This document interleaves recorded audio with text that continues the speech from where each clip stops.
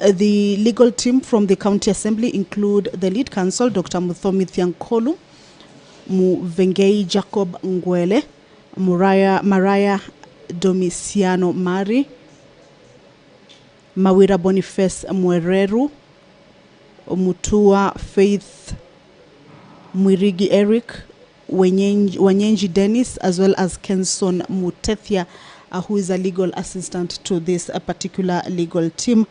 We also have a legal team from the governor's side that is led by Elisha Ongoya, who is the lead counsel in this particular legal team that is representing the governor or the executive or county of Meru. Elisha Mutuma, Duncan Okubasu, Robert Mutembei, Brida Kimathi, Batista Murigi, Anthony Mwendwa, Collins Mwendwa, as well as Brian Lee Maingi, who is the assistant to the legal team from the governor's side.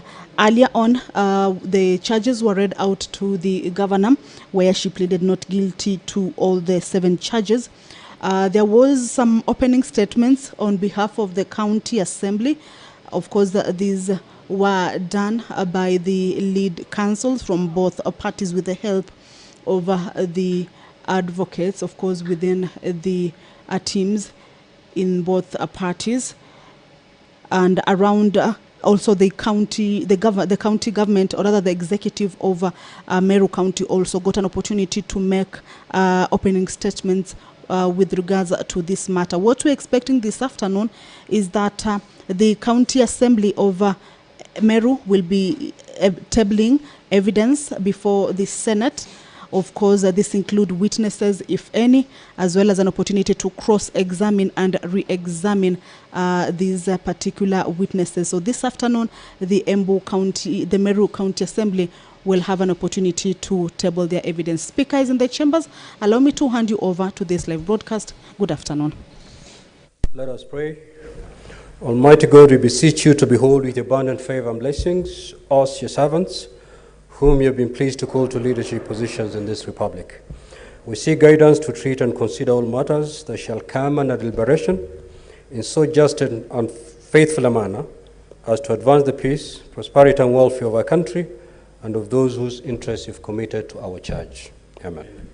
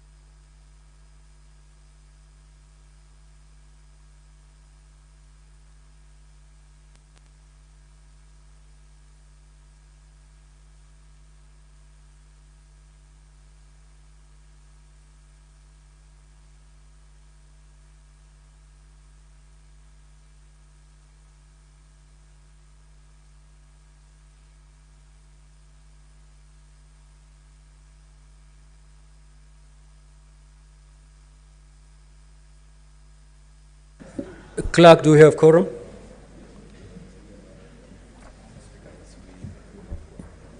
Okay, I'm informed we do have quorum. Kindly proceed to call the first order.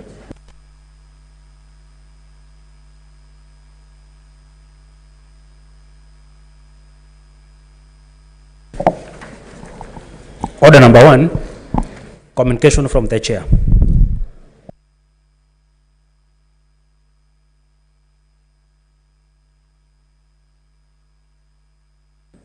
Next order.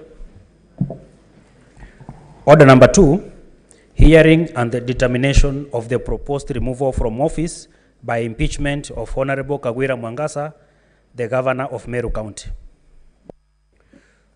Clerk, can you confirm that we have both parties in the House? And if they're not in, kindly usher them in so that we can start the hearing.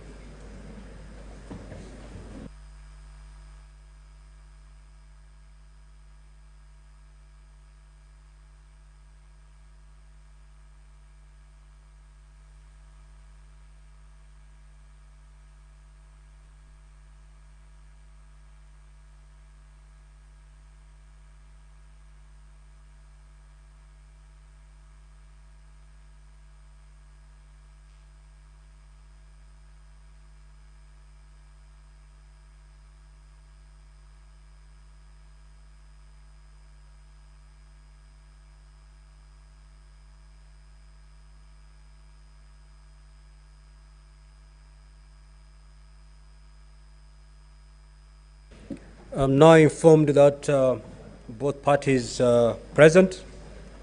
Now, before we begin the hearings this afternoon, this is to the parties. You note that the hearing program is pretty packed, and therefore we need to keep time. The time as in coming into the chamber, and time if you're located time within which to do an activity, then please restrict yourself to that particular amount of minutes that you've been given to undertake that particular activity. Now, if you look at the hearing program for the afternoon, we're now supposed to hear the evidence by the county assembly.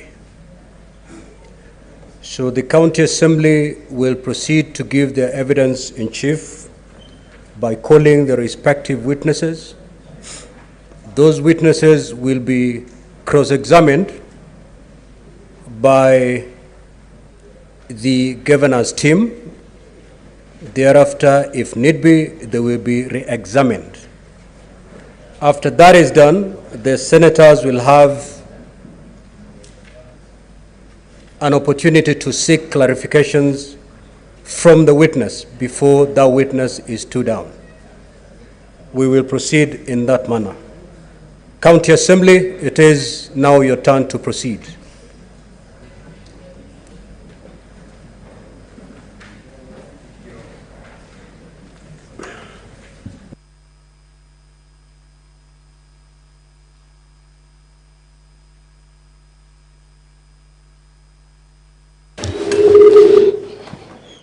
Mr. Speaker and honorable senators, the assembly is ready with the first witness. His name is Arimi Paul Mwaki. He will be examined by my learned friend, Mr. Mari Maranya.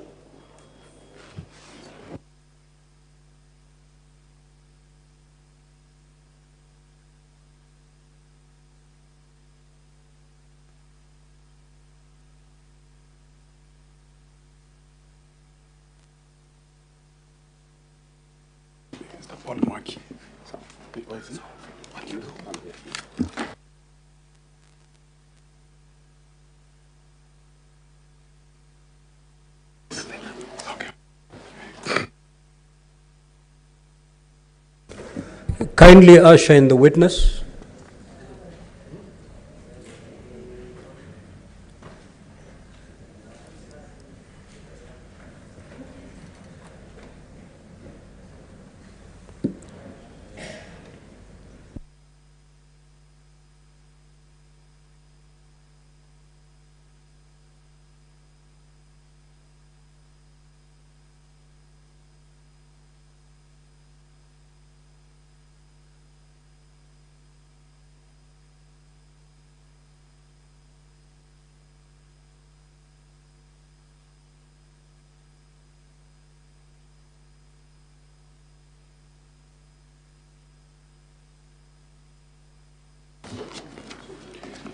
Thank you, Honorable Speaker.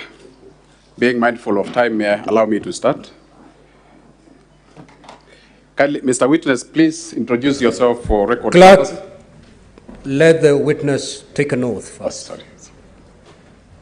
So, do you wish to take an oath or to affirm? You can take a oath. Which faith do you ascribe to? Christian. Christian. Would you take your oath in Kiswahili or in English. So you have the Bible on the right? The right hand. Then you read the text here. So I read it. I, Paul Mwaki Arimi, do solemnly swear that the evidence that I shall give before the Senate, the respect of the matters before the Senate, shall be the truth, the whole truth, and nothing but the truth. So help me God.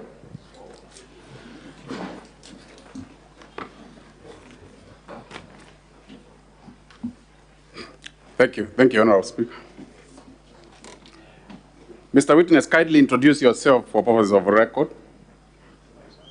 Mr. Speaker, distinguished senators, my name is Paul Mwaki Arimi. Pero, did you record a statement in respect to the matter before the Senate today? Yes, I did.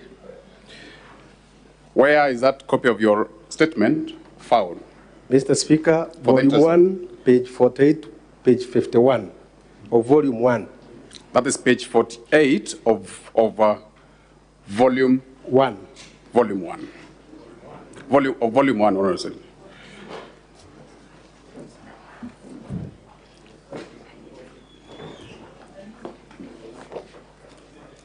Mr. Paul, what do you do for a living?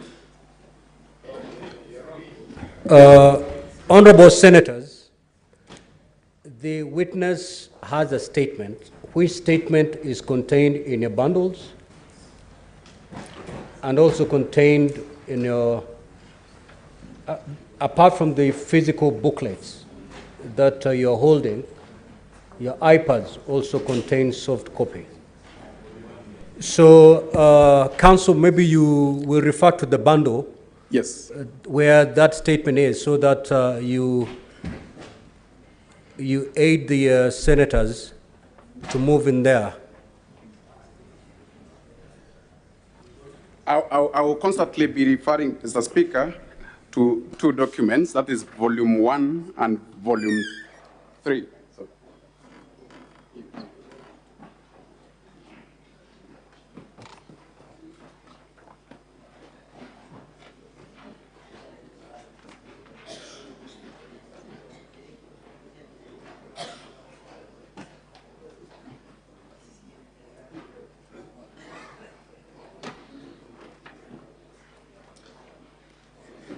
So, Honorable Speaker, I will constantly be referring to volume 1, the green booklet. I will also be making constant reference to volume 2, the big volume 2 is written at the top of volume 2. Sorry, at the bottom.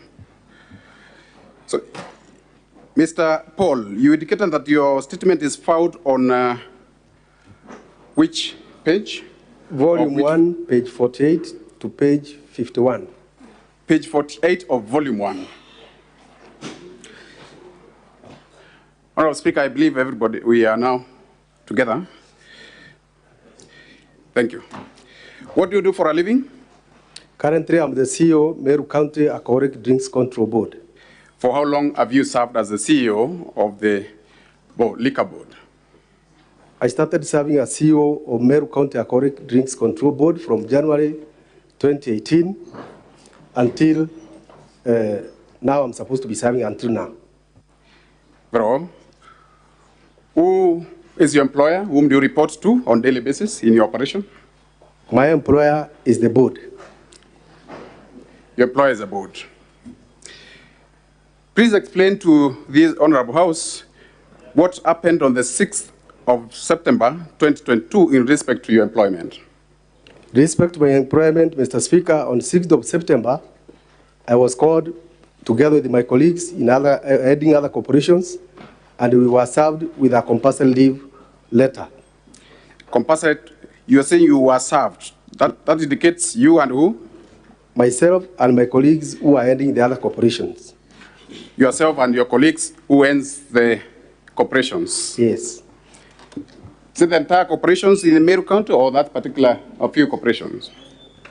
On the 6th, how many were you? In other words? 3. Those who received our letters were 3 on the 6th of September. And yourself, that makes it 4. There was a previous one which was issued on the 29th of August to my colleague, Dr. Ntoiti, who was heading Meru Revenue Board. You said the date again, 29th of? 29th of August. When was the governor of Meru, when did the governor of Meru take, when was she sworn in office? The governor was sworn on 25th of August. 25th of August? Yes. When was her first day in the office? I'm not certain the exact certain day that she was in office. Yes. But my colleague, Dr. Ntoiti, was served barely a weekend after the governor was inaugurated. You said barely a weekend after the governor was sworn in? Yes.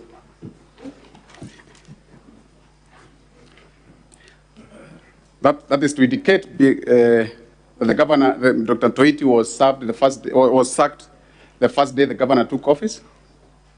We can see that. Is that your evidence? That is true. Prior to the letter setting you on compulsory leave, did you have any interaction, any prior interaction with the governor? Mr. Speaker, not at all. Not at all. You've made reference to your letter setting you on compulsory leave. Would you guide the Senate, the Honorable Senate, on where the same can be found? For purposes of record, so for following the proceedings, where can those documents be found? The compulsory leave letters can be found in volume 2 from page 336. 336? To 339. Volume 2, Honorable Volume 2, the big Speaker, volume. I am making reference to the big booklet written volume 2 at the top, at the bottom. You said the letters are found in pages? 336? Yes. To 339. What was to happen to your institution once you were sent on compulsory leave? Who was to man the institutions? Military was sent on indefinite compulsory leave. Yes. Other persons were appointed in acting capacity. Other persons were appointed in acting capacity. Yes. Were they formally appointed? They were appointed from the office of the governor. Were they formally appointed? Is there a formal appointment letter to that respect? Yes, Mr. Speaker. Where is the formal letters found? Where are the formal letters appointing your representative found? Mr. Speaker, they are found on page 340 to Yes. 342. Pages 340 to pages 342 of which booklet? Of volume 2, Mr. Speaker. Of the same document, volume 2. Upon receiving the letters of setting you on compulsory leave, did you make any attempt to establish the cause, the charge, or the reason as to why that has happened a day or a few days into assuming office of the governor? Mr. Speaker, we interrogated the letter and we found that it was not right, and we made several efforts. Several efforts to do what? Several efforts to be reinstated back to our offices because we thought we were sent home and procedurally. You made some, sorry again, you made efforts to do what? We made efforts to get reinstatement from the governor. Did you have any audience with the governor over Yeah. the same, or the subject matter? We had audience with the governor, we had audience with the county secretary on the same matter. What did the county secretary in particular say? The county secretary indicated to us that clearly we could not be reinstated because he was acting on the instructions of the governor herself. Did you sit down with the governor over the same? We did not get an opportunity to sit with the governor on the same Yes. later, but the county secretary gave us the instructions. After you are unable to meet the governor personally, and the county secretary indicated that he had instructions from the governor not to allow you back, what did you do? What action did you take? After all those efforts failed, Mr. Speaker, Yes. we made an application to court to seek redress and to seek reinstatement through the court. Through the court. That is to mean that you filed a matter in court? We filed a matter in court, Mr. Speaker. Who are the you filed the matter alongside who? Who are the petitioners in the matter?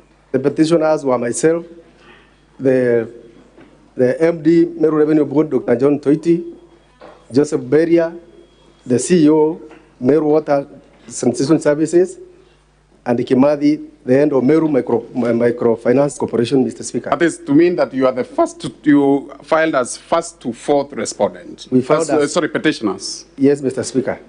And what did the court rule in respect to your matter?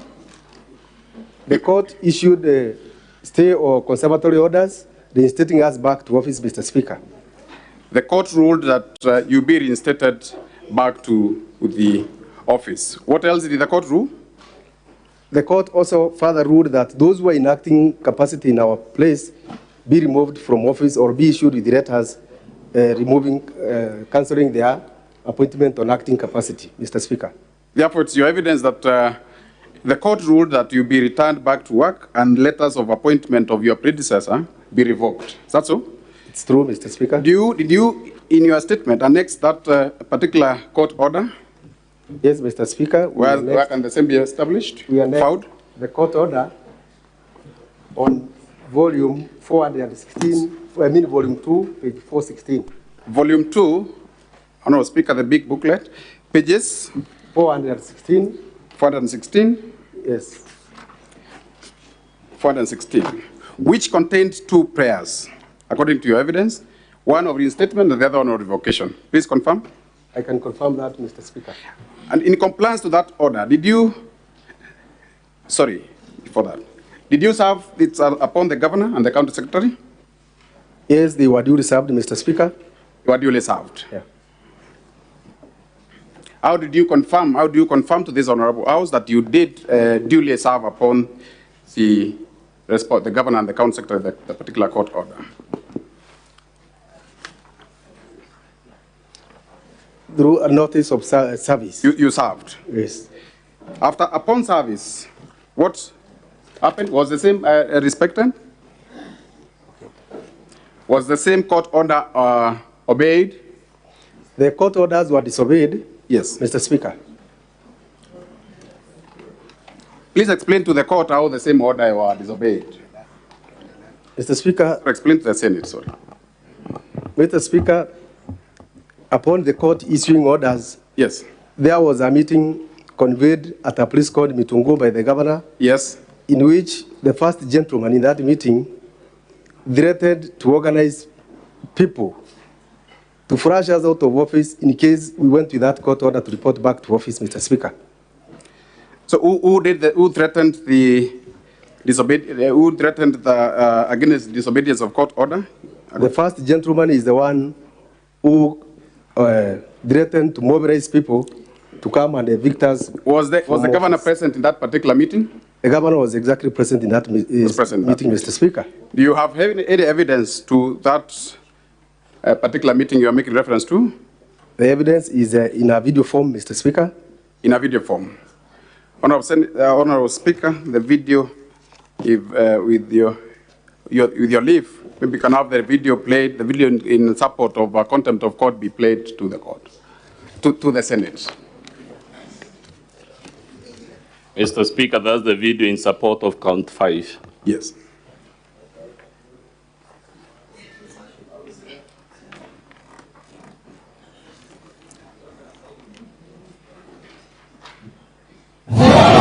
Hata koti ikisema urundi kwa ile ofisi, mtoiti sisi tunashikana na hawa maasra, tunakutoa pale. Sasa mtoiti wewe ndio tunafurusha. Hata koti ikisema urundi kwa ile ofisi, mtoiti sisi tunashikana na hawa maasra, tunakutoa pale. Mtoiti hautakaribia ile ofisi, na pia Mberia aambiwa kwamba hii ofisi ya Mewas hata ikaribia. In that video, did you hear the first gentleman mention the petitioners? Yes, Mr. Speaker, he has mentioned Beria and my colleague Toiti. And you would also wish that evidence of a video be part of your examination in chief? Yes, Mr. Speaker. Did you report back to the office? Yes, in compliance with the court order? In compliance with the court order, Mr. Speaker, we reported back to office. Yes. And indeed, Mr. Speaker, the threat was actualized and we were chased out of office ruthlessly. What do you mean by being chased out of the office ruthlessly? There were people organized who evicted us from offices, Mr. Speaker. So you are physically evicted from the office? We are physically evicted from the office and the precincts of the offices. The second limp of the court order talked of the governor revoking the appointment of those appointed in your capacity. Did those appointments, were those appointments revoked? The appointments of those who were acting in place, Mr. Speaker, were never revoked at all. They were never revoked at all. That's your statement. Yes, Mr. That is to mean that they are still acting as CEOs in your establishments? Up to now, those letters have not been revoked, Mr. Speaker. Are those CEOs still in office, in your respective offices?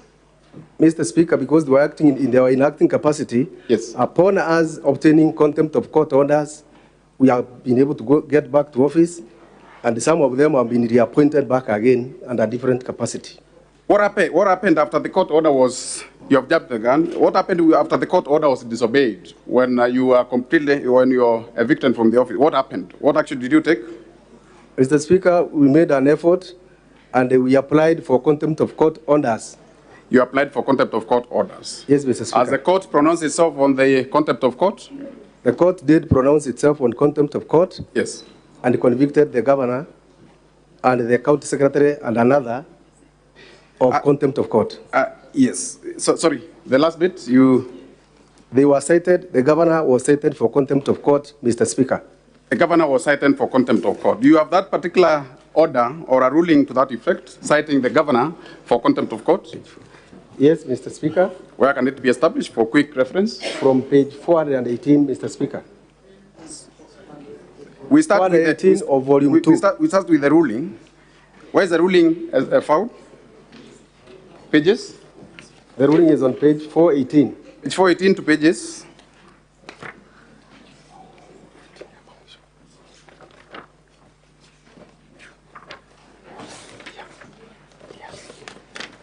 Of which volume? Of volume 2. Of volume 2. Pages 418 to pages? Pages, the ruling is found on page 418 to page 439. Page 439. And the order, and the particular order setting governor for contempt is established, is found on pages? It's found on page 440. Pages 440. And 441. Of which, again, on which volume? Volume 2. On volume 2. According to those two court documents, was the governor found guilty of a court order? Yes, indeed. The governor was found guilty for contempt of court. Was she punished accordingly? The court scheduled a date for punishment. Yes. And the county secretary appeared in court to show cause why they should not be punished. The county secretary on behalf appeared to demonstrate why they should not be punished. Did she appear? He did appear, Mr. Speaker. After appearing, what happened? After appearing, a date was, the governor was ordered to reinstate us back to office under supervision of the county secretary, Mr. Speaker. That is to mean, sorry, would you recall when the county secretary was instructed to take you back to the office? Would you recall? I would recall, Mr. Speaker. That is when? That is on 23rd of last month. That is 23rd of September. 23rd of September. That is barely 2 weeks ago. 2 weeks ago, Mr. Speaker. What happened to the punishment in respect to contempt of court? Was it administered at that time? The court has rescheduled the punishment to today so that the county secretary can go back and prove whether they really ordered or not. It is your evidence that the court punishment was scheduled for today? The punishment is scheduled for which today. You may not tell what happened. Which I may not tell the outcome, Mr. Speaker. In all this saga, were your respective boards notified of the proceeding of what is happening? Your respective boards, you said the management of the board, the corporation are through the boards. Were they notified of what has been happening? They weren't, Mr. Speaker. Sorry? They weren't. They were not. Your letter of setting on compulsory leave talks of reason being to reorganize the board. Yes, Mr. Speaker. Have you ever, for the last 1 year, been called upon for reorganization of the board as a CEO? Mr. Speaker, no. Sorry? No. You have never been called upon? Yes. Does the governor have power over reorganization of matters in respect to your dependent corporations? The semi-autonomous government agencies like our corporations are supposed to be reorganized by the boards. By the board. Now, for the entire period of 1 year that you've been away, until only 14 days ago when you resumed your office as a CEO, were you getting your salaries? Yes, Mr. Speaker. Salaries? Sorry? Yes, I was earning my salaries while at home. You were earning your salaries while at home? Yes, Mr. Speaker. Did the court order provide that you be paid your salaries? Did it address the question of you paying being paid your salaries while away for a whole year? No, Mr. Speaker. What stated that you'll be paid your salaries for the period, for the entire period that you'll be away? The compulsory leave letter, which came from the office of the governor, is the one that indicated we shall be entitled to full pay and all benefits while we are home in indefinite Therefore, leave. the compulsory leave stated that you'll be paid your full salary while you are at home. Yes, Mr. Speaker.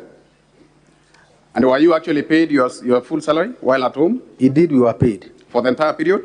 For the entire period. Do you have evidence to the effect that you continue being paid salaries while you're not working? Yes, Mr. Speaker. Where are the copies for ease of reference again? Where are they being established? Found in this? Volume 2, page 35. Volume 2, pages 35. To pages number? Let me correct it, please, Mr. Speaker. Volume 2, page 33 to pages 33, beginning from page 33 to page 41. To pages 41. Yes, Mr. Speaker. And to this 1 year after, to this extent today, have you ever known the reason as to why you were sent on compulsory leave by the governor and the county secretary? It has never been communicated to any one of us the reason for compulsory leave, Mr. None Speaker. of you has ever known why you were sent on compulsory leave. Yes, Mr. Speaker. And you said that only 14 days ago, the governor complied with the court order and reinstated you back to your office alongside the acting CEOs. That was your evidence. It is true. What, in your opinion, why do you think the governor was able to comply with a court order a year after the initial order was granted? Mr. Speaker, the governor may have complied basically because she had been found to be in contempt of court and her punishment was about to happen. And the next thing... Therefore, it's your evidence that she was fearing the looming punishment by the court? Yes, Mr. Speaker. The next thing was? The next thing was there was an impeding motion of impeachment a day to the day we were escorted back to office. And it was a ground. Now, according to you, again, your opinion, who do you think is to blame for you being illegally sent on compulsory leave? I would lay the blame on the governor herself. Why do you say so? What is the foundation of your opinion? Because the letters from the county secretary must have been, the county secretary indicated there were instructions from the governor. Indicated that those were he's acting on the instructions of the governor? Yes, Mr. Speaker. Has the governor to date revoked the appointment of the persons meant to replace you? No, Mr. Speaker. Are they in the office? They handed over, and then they were given other mandate again, Mr. Speaker. But their letters which appointed them to that office have not been revoked. Their letters have not been revoked. Are they within the establishment for the last 2 weeks that you've been in the office? Yes, Mr. Speaker. Now, the governor argues that he was ordered by the court to pay you salary. What's your opinion on that? What is your take on that? I don't agree with that, Mr. Speaker. Why don't you agree? It is because the issue of payment of our salaries where we are not working is in the compulsory leave letter which originated from the governor's office. Did that court order in particular address the question of payment of salaries? The court order addressed reinstatement, yes, and the revocation of appointment letters of those officers who are in... And revocation of the capacity. letters? Yes, Mr. Speaker. I want to pen over that point. I will subject the witness, Honorable Speaker, to cross-examination.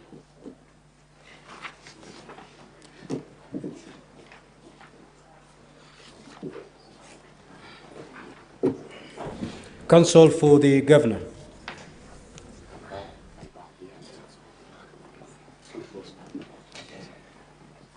Thank you so much, Mr. Speaker. Sir, it is my singular pleasure to take on this witness in cross-examination. My name is Elisha Ongoya.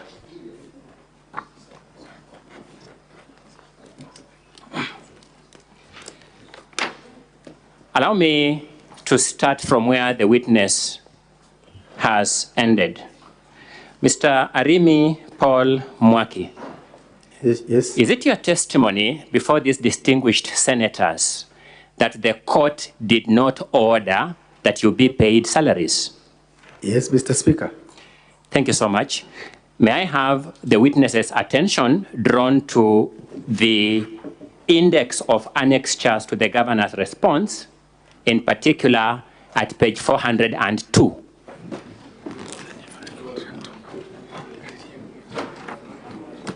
Council, refer to those bundles in terms of volumes for ease of reference. Yeah?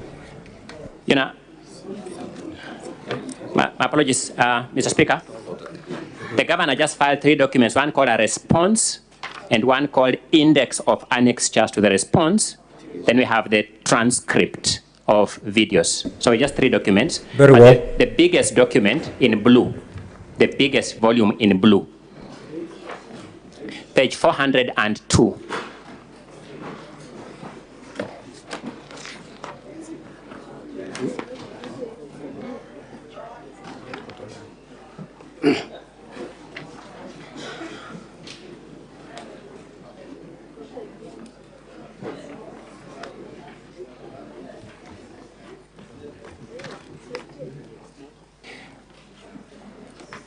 Mr. Paul Mwaki Arimi, are we there? Yes, Mr. Speaker, I'm there. Please confirm for these senators that that is a court order. I can confirm, Mr. Speaker. Page 402.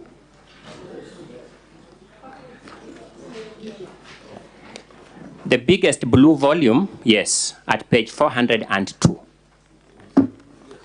Thank you. Please confirm to these honorable senators what you are seeing there is a court order. I'm seeing a court order, Mr. Speaker. The second petitioner, or the second applicant stroke claimant in that order is Paul Mwaki Arimi. True or not true? True, Mr. Speaker. And that Paul Mwaki Arimi is you, the Assembly's witness number 1 before this Senate. Yes, Mr. Speaker. Let us turn over to the second page, no, the next page, page 403 of that document. Confirm for the record that this is a continuation of that court order that began at page 402. Confirmed, Mr. Speaker. Please confirm, and I read, Order 6 reads as follows, that finally, Dr. Atheru is directed to file sufficient evidence in court within 7 days to show that all the petitioner's salary have been paid from May 2022 to date. Confirmed. Please confirm that it says. Confirmed. Are you among the petitioners who are being ordered, for whom that order is being made? Yes, Mr. Speaker. And that order relates to salary.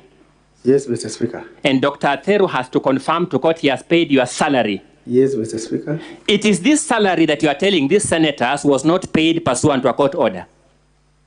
I did not indicate salary was not paid, Mr. Speaker. It is the one you said the payment was not pursuant to a court order. It was pursuant to the compulsory leave letter. You remember that indication? I will not agree with that because there are 2 court orders.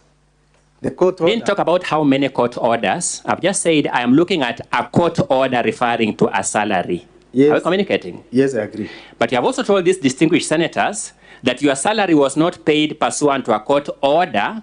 It was paid pursuant to the letter sending you on compulsory leave. Do you remember saying that? I don't remember saying that. You don't remember? I'm happy with that. The record will bear me out. The record. Excuse me, Mr. Speaker. My apologies. I've finished my question. Excuse me, Mr. Speaker. I have finished my question. I'm going to the next.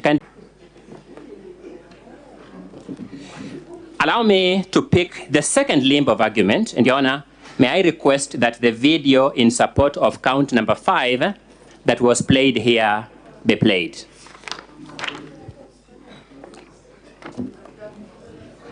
Sasa mtuiti wewe ndio tunafurusha.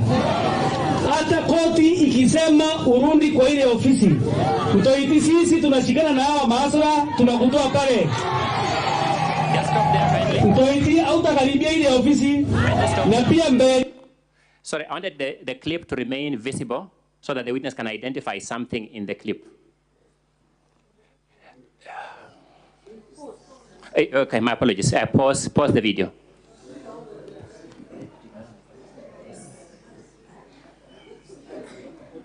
Sorry, my apologies. I may have slipped the tongue. Did I Kindly play and pause. Council, I hope you're not assuming I'm in that video. My apologies, Mr. Speaker. It was a complete slip of the tongue. I couldn't even remember saying it. My deepest apologies.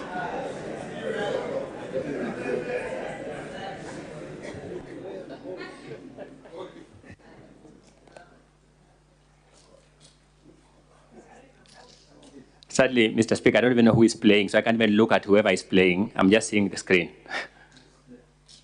May I have the video replayed? Sasa mtoiti wewe ndio tunafurusha. Thank you. Mr. Witness, who is that person standing behind the person speaking? Mr. Speaker, that is the face of the Deputy Governor, County Government of Meru. That is the Deputy Governor, County Government of Meru, behind the person speaking. True or not true? True. This video was played, and I may urge it to be replayed. Have you seen the governor in that video? Sasa mtoiti wewe ndio tunafurusha. Hata koti ikisema urudi kwa ile ofisi. Mtoiti sisi tunashikana na hawa maasla, tunakutoa pale.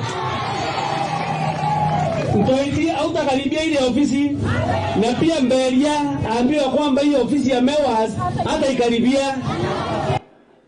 Okay. You spoke when your microphone was off. I want the record to capture you, so I'll ask the question again. Yes, please. Have you seen the governor in that clip from beginning to end? Up to where the clip is, I have not seen the governor. This clip was presented here by your team, so we don't know whether there's a further continuation of that clip. Are you suggesting it continues beyond where it has reached? It can continue, Mr. Speaker. I'm suggesting you can continue. Let me get a precise answer to my question. Have you seen the governor in the whole of that clip? I said no. Your case before this Senate is that the governor should be held responsible for the utterances of that gentleman speaking. Exactly, Mr. Speaker. I'm happy and I understand what your case is.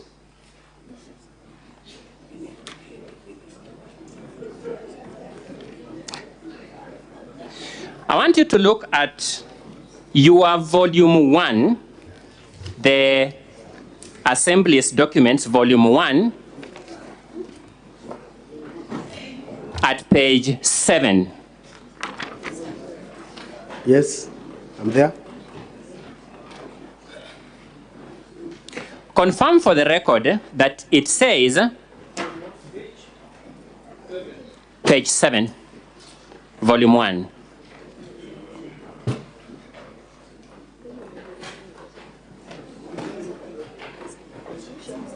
Page 7 of volume 1 of the County Assembly's document.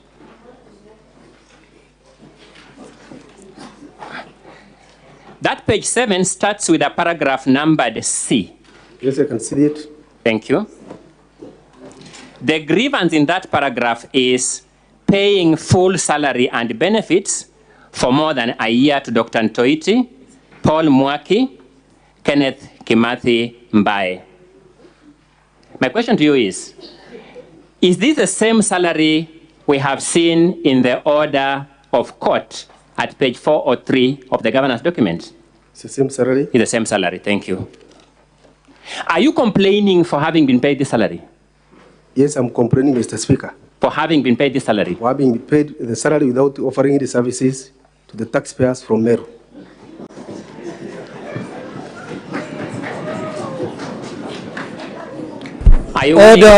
Order, senators. Order, senators. I order, honorable senators. Sergeant at Arms, kindly go up there and tell the members of public the only thing we need from them are their ears and their eyes, nothing more.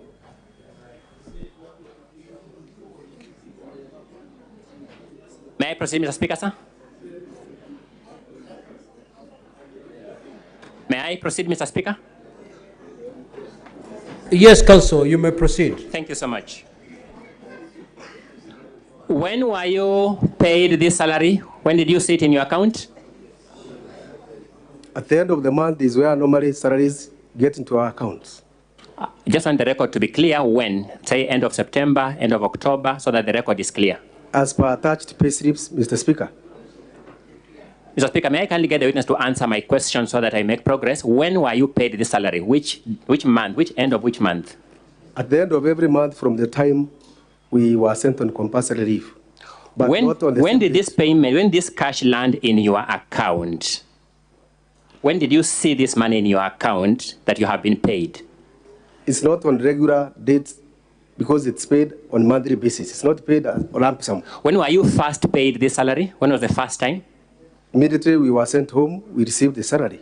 That is in the end of September 2022. Have you made any efforts to return this money to the county government since you are aggrieved by the payment? I'm not supposed to do so, Mr. Speaker. Have you made any effort to return this money to the county government? I haven't. You haven't.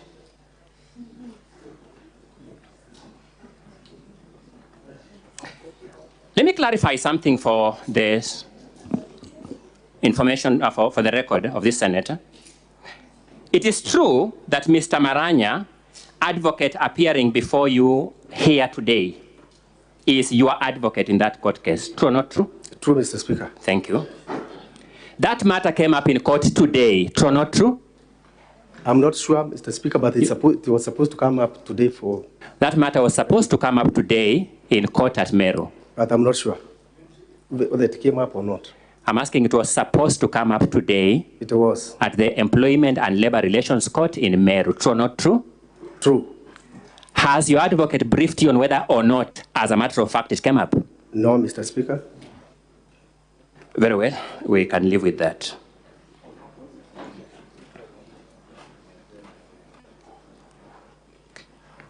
When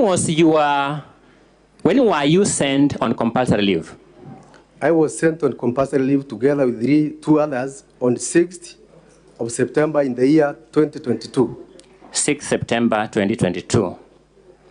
When did the court give the conservatory order in petition number 1 of 2022 at Meru? Conservatory orders were issued on 7th of October 2022. Was that before or after the governor's first impeachment proceedings or removal proceedings for this House? It was before the first impeachment motion was tabled. This was before the first impeachment proceedings for this House? Yes, Mr. Speaker. Did you make this grievance part of that impeachment process? It didn't come to this place, Mr. Speaker, so we didn't make it part of it. I didn't understand your answer. You did suggest that that didn't come to Senate? We didn't make it part of the grounds for impeachment. You didn't make that grievance part of the first impeachment? Yes, Mr. Speaker. It is that ground that arose well before the first impeachment that is being made the part of this impeachment? Yes, Mr. Speaker. Thank you.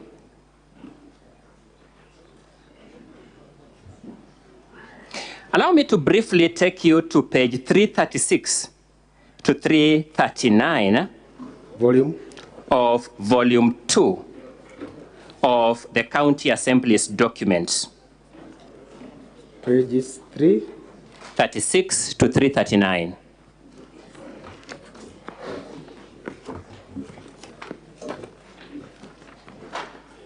Yes, I'm there.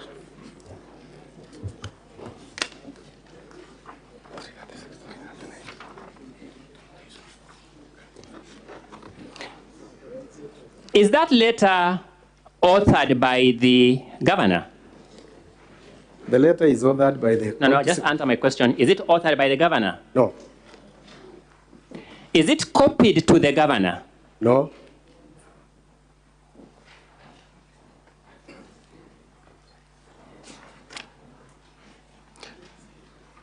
Let's look at a document at page 337. Is that letter authored by the governor? It's not authored by the governor. I'm going with the same volume, volume 2 of the County Assembly's documents, volume 2 of the County Assembly's documents. May I describe it as the big green volume?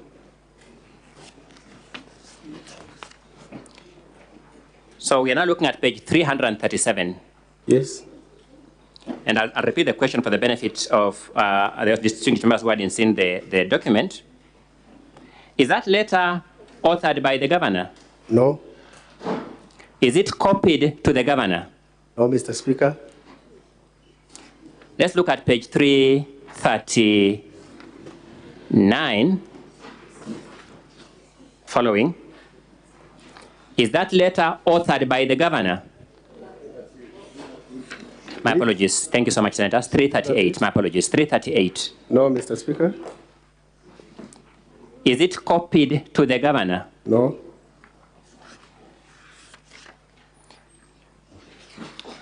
You have said, correct me if I got you wrong, that the author of this letter said that he was acting on the instructions of the governor. Did I get you right? You got me right. The body of that letter has only 3 sentences. At page 336. The body of the letter, page 336, has only 3 sentences. Yes.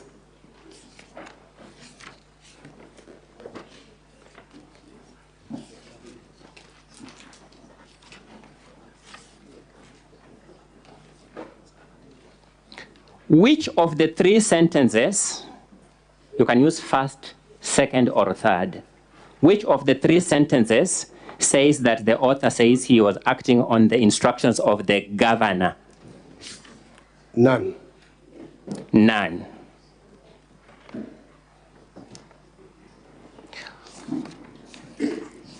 If I got you right, the evidence of the compulsory leave letters is to be found at pages 336 to which page? To page 338. To 338. Yes. Which of those letters is addressed to you? The one addressed to me is not attached here, Mr. Speaker, but this is a sample because all the letters add the same information except our names only. To save time, are you saying that of all the letters presented to this Senate to support that point, none is addressed to you, the witness on the stand? The samples here, none is that what you're saying? Am I saying the truth? Yes. Thank you.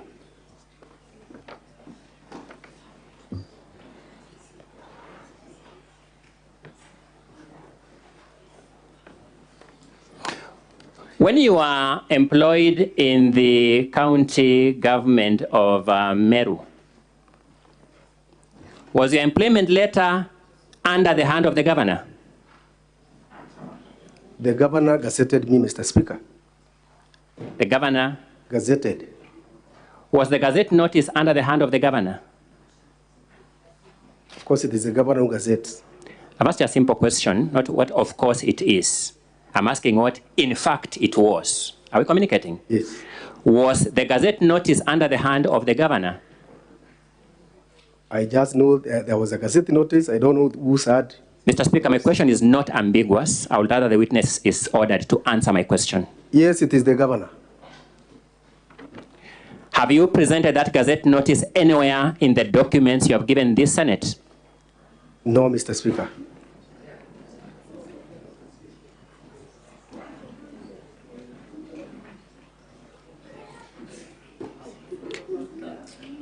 Does the governor prepare the payroll for your payment to your knowledge? No, Mr. Speaker.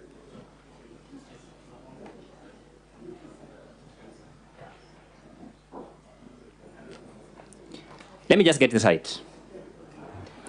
It is that person who is not responsible for your name on the payroll. It is that person who didn't author these letters at page 336 to 338. It is that person who was not copied in these letters from page 336 to 338. It is that person who didn't speak in that meeting you have just showed us on that clip that you want this Senate to impeach. Am I getting your case right? Correct. Thank you.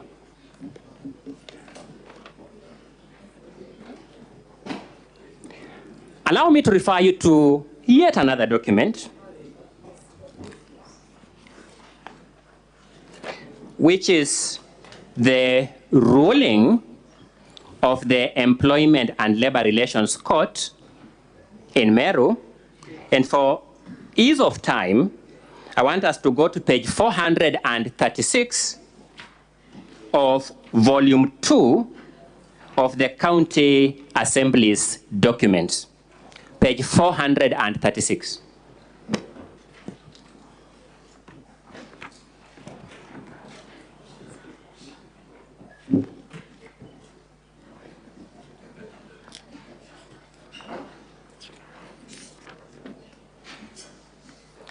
Please confirm. My apologies. A moment. Yes, I'm on page 436. Just for the record, I want you to confirm that that is a part of the ruling of the Employment and Labor Relations Court at Meru. I confirm.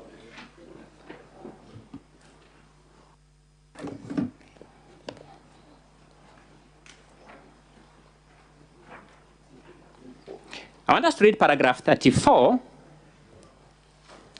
so that you confirm whether I'm reading it correctly, just for the sake of the Hansard of this House.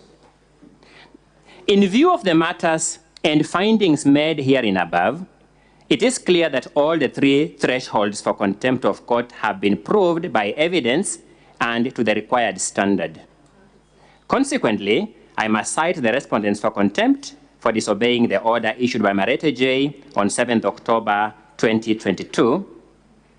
Confirm that after that, the order says the county secretary, Mr. Rufus Miriti, is the head of the county public service and is the one who wrote the impound compulsory leave letters. Therefore, he was the proper person to ensure that the court orders were complied with by ensuring that the applicants are allowed back to their offices and all their salaries were duly paid. Am I reading it correctly? Correctly. For completeness of record, confirm that the court is also referring to that your salaries be fully paid. Reinstated and fully paid. Yes, the court ruling is talking about to ensure that your salaries are duly paid. Confirm. Thank you. And therefore, it is not correct to say that your salaries were not paid pursuant to a court order. It is not correct. It is not correct what you're saying. Yes, if I said that your salaries were not paid pursuant to a court order, I will not be speaking the truth. You would be lying. I'll be lying. And therefore, when you told this Senate that your salaries were not paid pursuant to a court order, you equally were lying. I am not lying.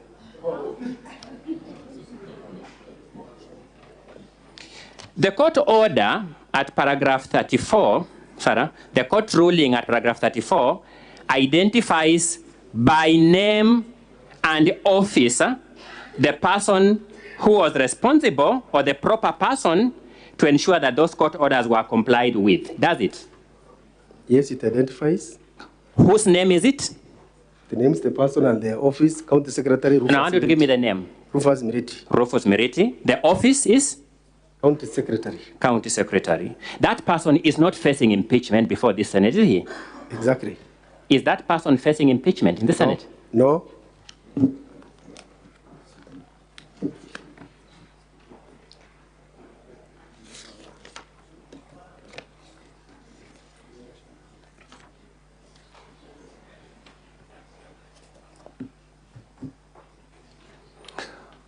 Whom did the court summon to attend court and purge the contempt?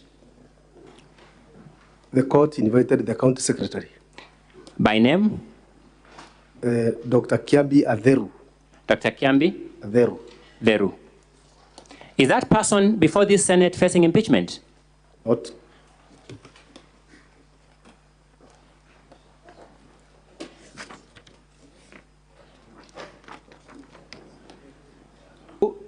Page 438 of volume 2 of the County Assembly's documents. Page 438 in particular, paragraph 37B. I'm there. Is that the paragraph summoning Rufus Miriti or his successor in title? Title 2 of the governor's documents. Yes, Mr. Speaker, they are different. On page 402 of the governor's index of documents,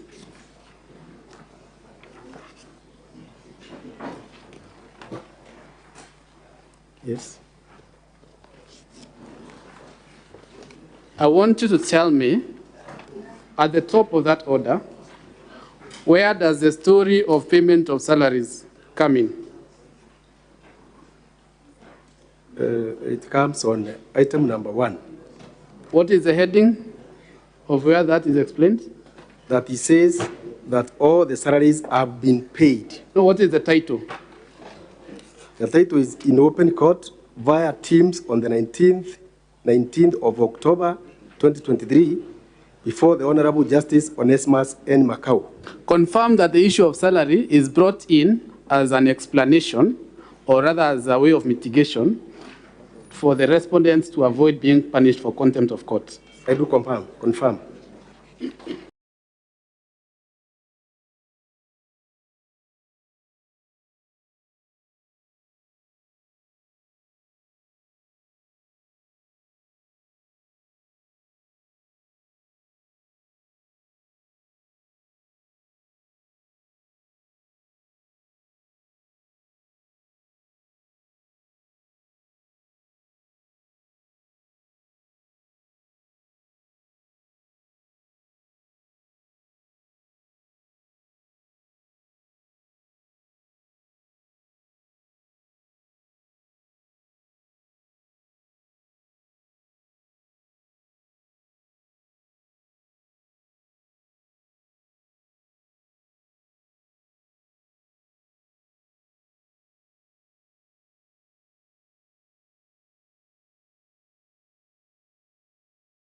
To avoid being punished for contempt of court. I do confirm.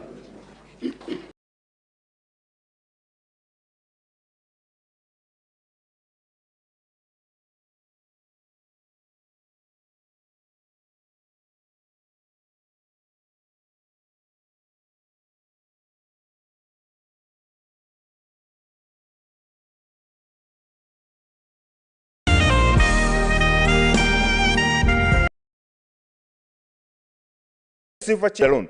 Unlike in the immovable asset, in the movable assets, Mr. Speaker, we see the auctioneers come. Lipo says they charge you the money to store the things. But who is taking responsibility for the decision to make these changes in the semi-autonomous government organizations? It's Governor Kawira Mwangaza. Thank you. The name of the governor? Kawira Mwangaza. Thank you.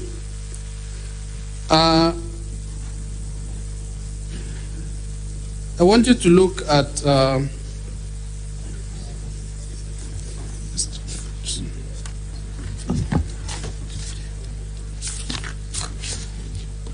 $340.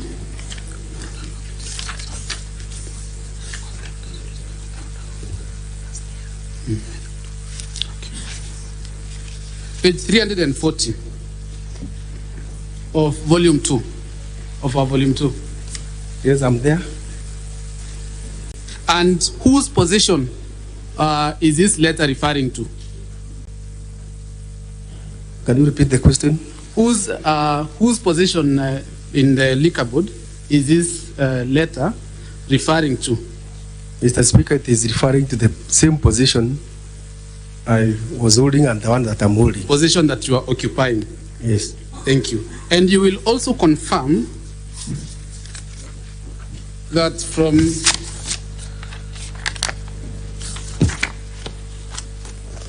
the ruling on page 416, or rather the order on page 416 and 50 of volume 2,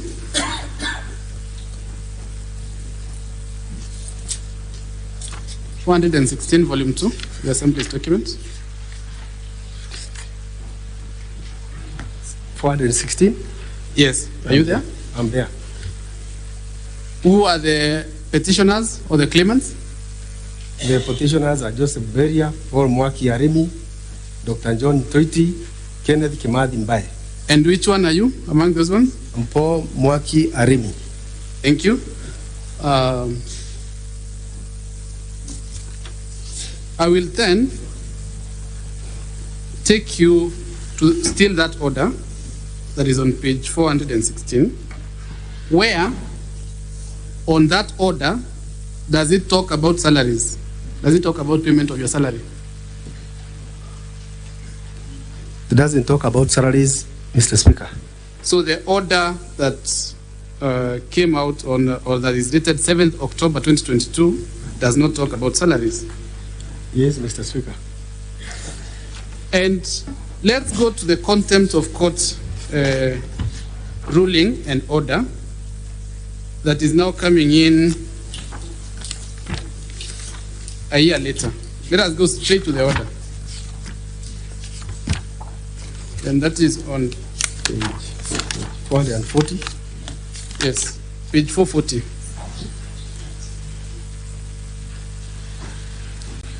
This order is coming in respect, this contempt of court order is coming in respect of which previous order? It's coming in respect to the order of 7th October of 2022. That is at paragraph 4. Thank you.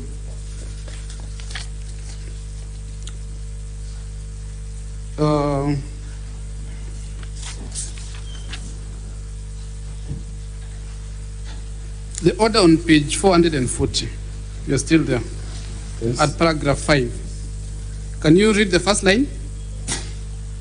That the respondent be cited for contempt of court and be committed to a civil jail for a term of 6 months until they purge the contempt and comply with the orders of this honorable court issued on the 7th of October, the year 2022. Can you confirm that it refers to the respondents, plural? Yes, I do. And who are the respondents on that order, as you can see it? County Secretary, County Government of Meru, Meru County Public Service Board, and the Governor, County Government of Meru. So you confirm that there is a conviction against the Governor, County yes, Government of Meru, based on that order? I do. I will again take you to the ruling,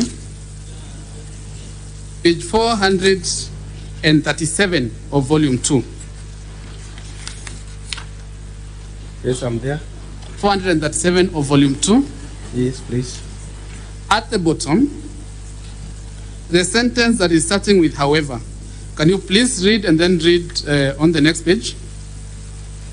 However, before passing sentence against the respondents are invited to attend this court through the County Secretary, Mr. Rufus Miriti, or his successor in title, to show cause why the court should not punish them for disobeying the court orders issued on 7th of October 2022.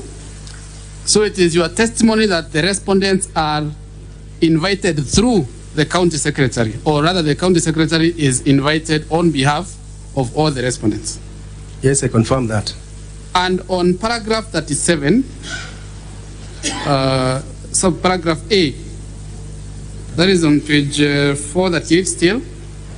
Yes. Does it say, what does it say, paragraph A, just the first sentence? That the respondents are hereby cited for contempt of this court. This court's orders issued on 7th October 2022 by failing to allow the applicants back to their offices. Thank you. So you will confirm that this ruling, these orders issued by the court through and through refers to all the respondents in that application for contempt of court? Yes, I confirm. Thank you, Mr. Speaker. That is my example. Now, honorable senators, you have an opportunity to seek for clarification either from the witness or the counsel for the witness. That is the counsel for the county assembly. Or you may ask questions to the witness. Senator Sigei.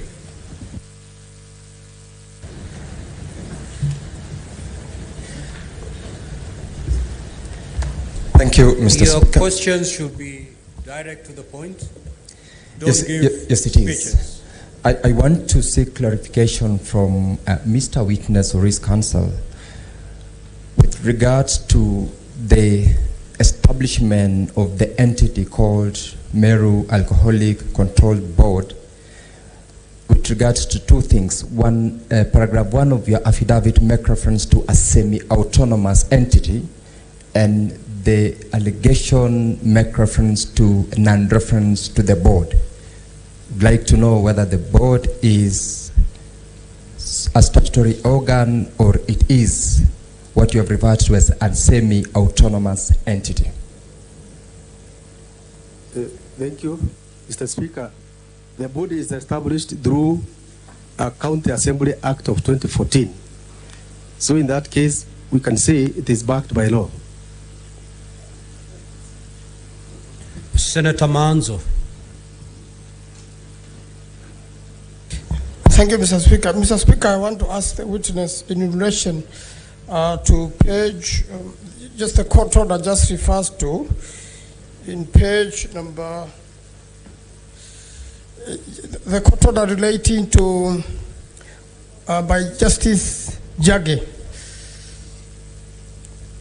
I want to ask, there are quite a number of parties. There are 4 parties and 3 parties ending with the county governor.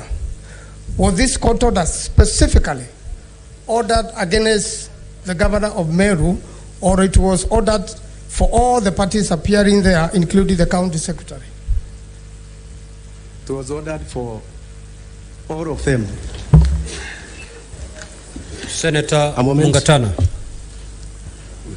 Mr. Speaker, Rule 23 of the third schedule of our standing orders allows me to ask questions to the counsel.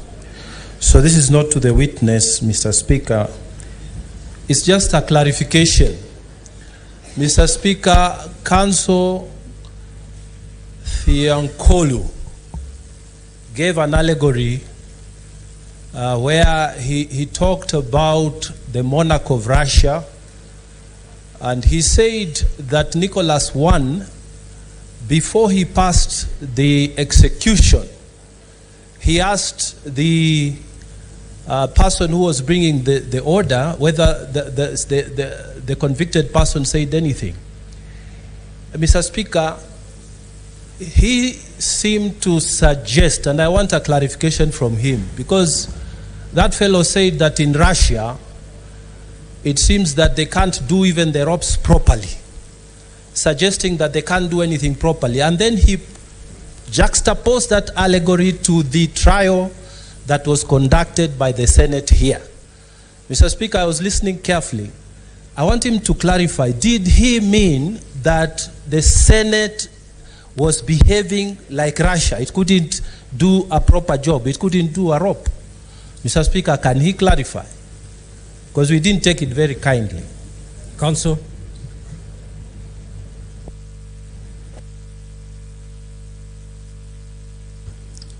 Mr. Speaker, what I meant in that allegory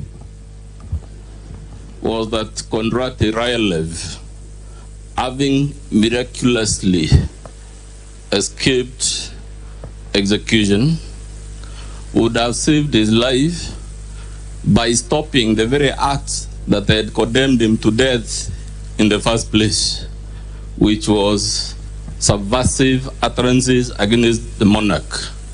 And what I meant is that the Honorable Kawira Mwangaza, having survived the first impeachment, which was based on specified allegations, would have been expected to refrain from the acts and omissions that triggered that impeachment motion, which she had sent. Number two, it would have been expected Kawira Mwangaza, as part of the vilification, would not have gone berating this house itself, and when we get there, we'll be playing a video for you.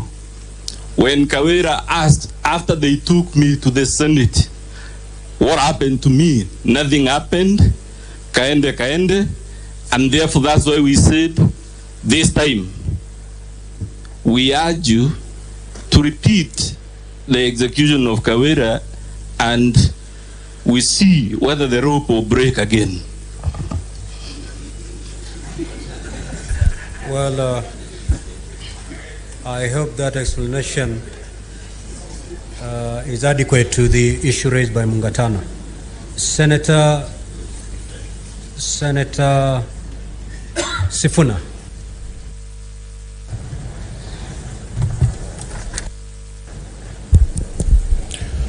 Mr. Speaker, I want to direct my question at Counsel for the Assembly, who unfortunately is my former classmate, but I want to understand the propriety of basing an impeachment proceeding on a matter that you have confirmed yourselves is still live in court.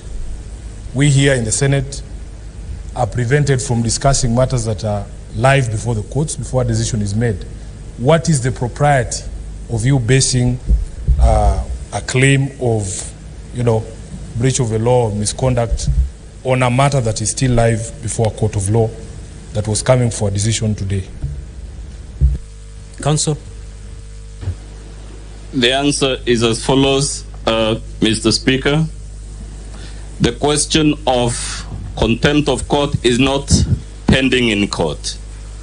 We have a conviction before you. We have an order before you. We have a sentencing before you. That order, as we speak, has not been set aside by a higher court. As a matter of fact, the room for challenging that order in a higher court expired a long time ago because you have only 14 days to appeal. That's the first answer, Mr. Speaker.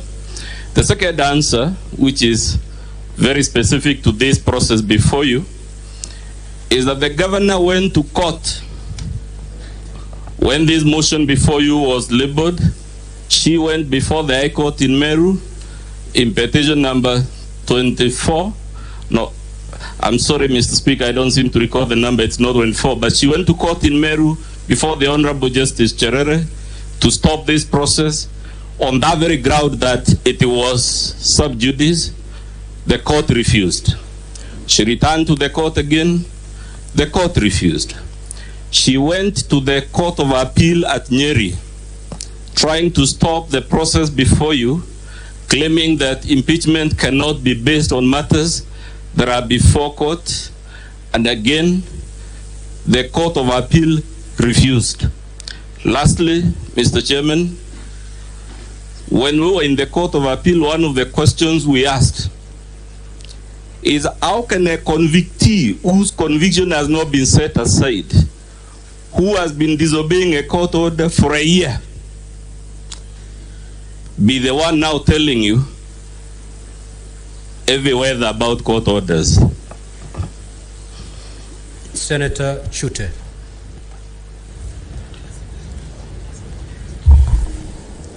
Thank you, Mr. Speaker. My question will go to the witness. Mr. Witness, will I be wrong if I tell you you belong to Committee Maximum because you've admitted before this honorable House that you've been receiving money for months and months illegally, and you've accepted before this House that you've been receiving it illegally? Thank you very much, Mr. Speaker. You would not be telling the truth, Mr. Speaker, because we have made numerous efforts to be allowed back to office and serve, even through the court, but you are not allowed. The person culpable is the one paying us for service not rendered. Senator Osotsi. This is to the witness, Mr. Speaker. Mr. Speaker, looking at the application for this case and even the ruling, the governor is listed as respondent number 3. That is after the county secretary and the Meru County Public Service Board. Is this an admission that the governor is not directly involved in matters of HR, recruitment, and appointment? It's not an admission. Senator Roba. Thank you, Mr. Speaker. I just want to ask the same question but phrased differently. Mr. Paul Mwaniki Arimi is appearing as a key witness on behalf of the County Assembly. And he is here to give witness on what he found extremely wrong of receiving salary for work not done. And he has admitted that as being wrong. Now, if your convictions are true, shouldn't it have bothered you enough for you to have considered refunding or refusing the acceptance? And accepting the money for this long and appearing as a witness to admit that before this, why didn't you, consider not accepting if you considered it was wrong? Thank you. Thank you. It is wrong legally to receive pay for service not rendered or work not done. What we did as victims of this is we have sought legal redress for a full year from last year up to now, seeking to be allowed to get back and work. Yet still, we have not been terminated from work. What you have been given is a mandatory indefinite leave without any reason. So there would be no issue of refunding monies without any clear structures of how this one should be done. So we have been in court, struggling to be allowed to work. The person culpable is this one sending us on a compulsory indefinite leave with even a rider that you will be paid all the services where you are home. Indeed, it is impressive. Just to be clear, witness, this is the question that I help you out. You've indicated that you have received, you've been receiving these salaries. This Yes, Mr. Speaker. Question from the Senator. Yes, Mr. Speaker. And you've indicated that you ought not to have received this money because it is taxpayers' money. Yes, Mr. Speaker. So the question that the Senator posed then is, did you make an effort? We made efforts through the court. Or to refund? We did not make efforts to refund, but we made efforts to get back to work. Very well. Senator Okoiti.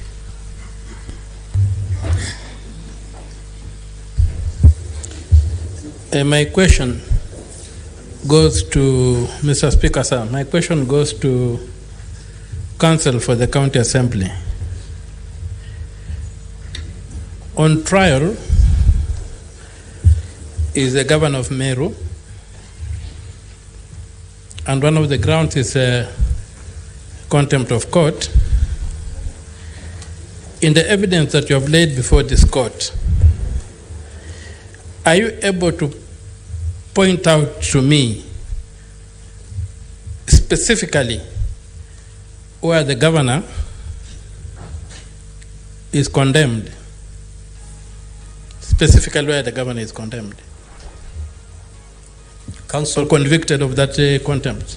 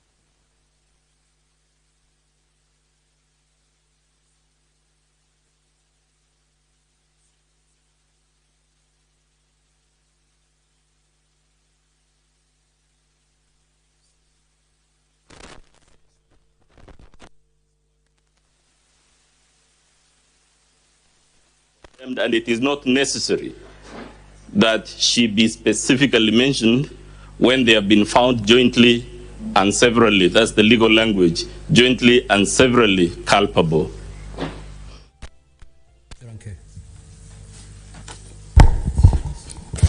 Thank you, Mr. Speaker. Sir, mine is a very quick clarification or guidance from the Council of the Governor. When you look under Article 183, functions of the county executive, which encompasses county governor, county deputy governor, and CECs, I invite him to give me an interpretation of Article 183 in the interest of time, Part C. It says, and allow me, Mr. Speaker, sir, to read, a county executive committee shall, 1, Part C, manage and coordinate the functions of the county administration and its departments.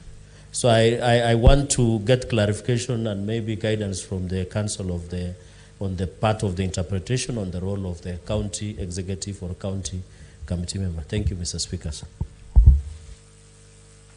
Council, did you get that correctly? Did you get the question with clarity? Sadly, Mr. Speaker, I didn't get the question with clarity. I wondered if the Honorable Senator could clarify the particular aspect of Article 183 that he desires my clarification on. I'll gladly do that.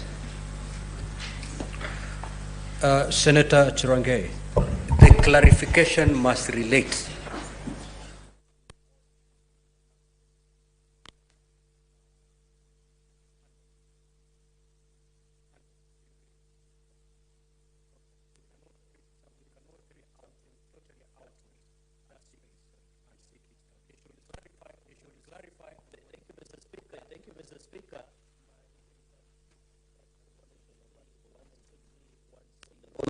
On the role of county executive is a piece because in a cross-examination he had indicated that the county secretary is the one being impeached in terms of the government. That's why I'm inviting him to clarify.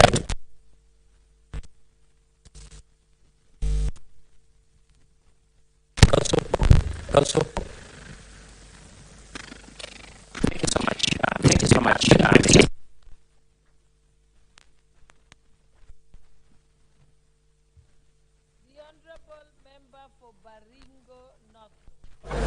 Honorable Makilap.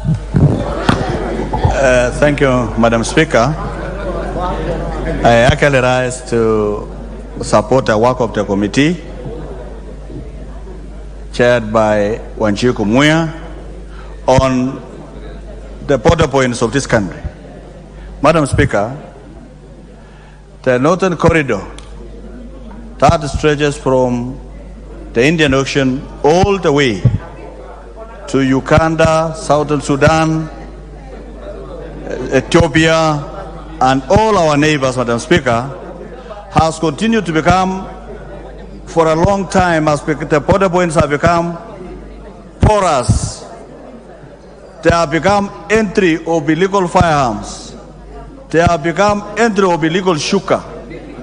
They have become entry of all manner of smuggled goods to our country. And to promote that open trade so that people do not participate in actually illegal trade, there is need to secure those border points for free interaction of our people between Ethiopia, Southern Sudan, and even Uganda. Madam Speaker, even the firearms that has caused a lot of insecurity in the North Rift are actually as a result of porous borders that are not in control. It's not managed by the immigration people or the KRA. Madam Speaker, do you know in some parts of northern Kenya, there is a place where donkeys are actually more knowledgeable by transporting sugar from Somalia all the way to Kenya, and they know where they take. Those donkeys know where they take that kind of sugar. Madam Speaker, this is the only way we can redeem our image and actually raise revenues that have actually been lost for some time. Those revenues, Madam Speaker, will aid in programs, our budgets. We lose a lot of revenue along that porous border that could have been used to increase NGCDF funds, that could have been increased funds meant for education, and actually providing services to the people of Kenya. When we open the border points to become free trade areas where there is exchange of people, of goods and services, Madam Speaker, there will be many people who will be engaged in trade. There will be many people who will be engaged in business. And we shall have actually opened a part of Kenya that could have otherwise been left behind for many years. So, Madam Speaker, I support the work of the committee for international relationships between Kenya. Look at, for example, Madam Speaker, the Turkana and the Nyangatom of Ethiopia. You know, those are the same people. And for some time, that border around Kibish and that area of southern Sudan has been a free area that has not been manned by Kenya government. So we need to control our border points to become one-stop shop for doing business along the boundaries of Kenya. Madam Speaker, this is the only way we can be able to actually secure our borders from infiltration of those firearms that have been coming to our country. We fix that, Madam Speaker, we shall have a country that is secure. We shall have a country that will be able to do business with their neighbors. We shall have people who will be able to engage in many other things, Madam Speaker. So, Madam Speaker, we also need to look at the border points that are to the south, not only to the northern corridor. Because in some places, Madam Speaker, people just walk free to their neighbors and they come back without any order. In some other places like Kacheliba, Madam Speaker, you can get, there are people who are having dual citizenship. They come to Kenya, vote, and they go to Uganda, vote. Madam Speaker, to enhance democratic space between our neighbors and ensure there is proper elections done around those areas. Madam Speaker, those border points are very necessary. The checking of those border points will be very good to manage our internal affairs as a country so that we can have a business that will thrive and raise enough revenue for our country to transmit our programs. Madam Speaker, I beg to support. Thank you. Thank you. Member for Dagoretti South, the Honorable John Waweru Kiarien. Madam Speaker, I thank you. And I stand to support this motion, which is a report on the inspection of the one-stop border posts in the northern corridor in this EAC. Madam Speaker, I'd like to start by thanking the committee. Madam Speaker, this is a committee that has received a shot in the arm with the new leadership of the Honorable Wanjiko Mohia. Madam Speaker, a seat is as good as the leader who is sitting on the seat. This is one of the committees that had been considered as one of the lower committees in previous houses, Madam Speaker. But with the new membership and the new leadership, this committee is actually rising to the plate and doing that which is required to do as formed by the standing orders in this house, Madam Speaker. Mr. Speaker, Madam Speaker, after supporting the committee, I'd like to say that the proposals that have been made by the committee in the report are proposals that this house must stand with, Madam Speaker. Madam Speaker, the idea of demolishing the boundaries that divide the countries in this region is a mission that should be undertaken with new valor, Madam Speaker. We all understand that the borders that we talk about today are actually artificial borders that were put by the colonialists, Madam Speaker. The new effort in the region to break down these physical barriers is an effort that should be supported, Madam Speaker. And the destruction of these boundaries shall happen physically, but it also needs to be happening in our minds, Madam Speaker. The mental divisions that we have as members of the different member states must also be destroyed, Madam Speaker, because the mental barriers are actually barring the progress of the East African community, Madam Speaker, and that is why I support the report by this committee. Madam Speaker, the observation by the committee on the police roadblocks along the highway, Madam Speaker, is an issue that this parliament needs to take up seriously. Madam Speaker, why it needs to be taken up seriously is because we are creating human bottlenecks. along a corridor that should be flowing in goods, in services, and even ideas, Madam Speaker. The archaic model of policing our roads using roadblocks, Madam Speaker, is well past its use date, Madam Speaker. In today's world, we are able to police traffic even using technology, Madam Speaker. If we were able to upgrade our policing to today's methods, Madam Speaker, there is available technology in the form of surveillance, in the form of cameras, in the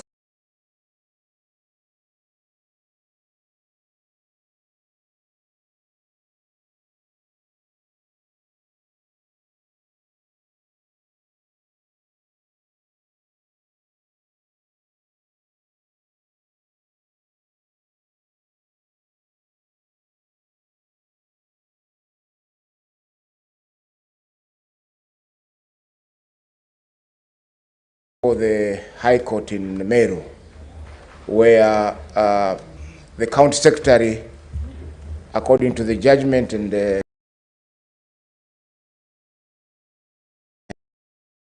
county secretary, according to the judgment and according to the ruling, was found to be guilty of contempt, and the matter is still ongoing. The punishment has not been meted.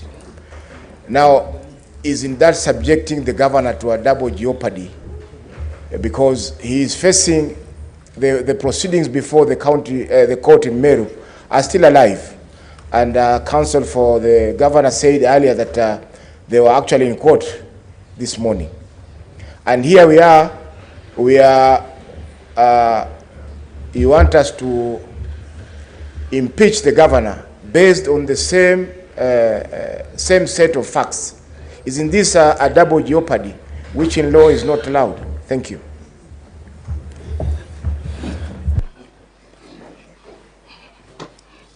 Mr. Speaker, that's a legal question. I heard it was addressed to both me and the witness. I don't know whether the witness is able to answer. Proceed. He belongs to your side. You can answer for him. First of all, Mr. Speaker, it is not correct to say that the question of whether the governor is guilty of contempt is in court. What is in court is the question of sentencing. The question of liability is settled. The only other thing that is in court is the question of purging the contempt.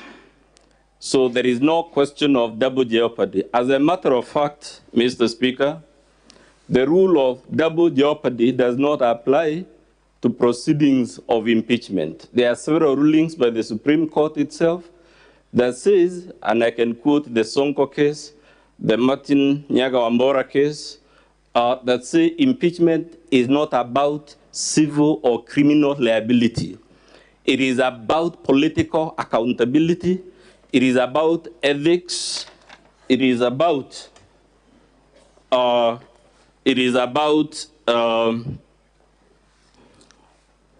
the type of leadership, the type of persons we want holding certain offices.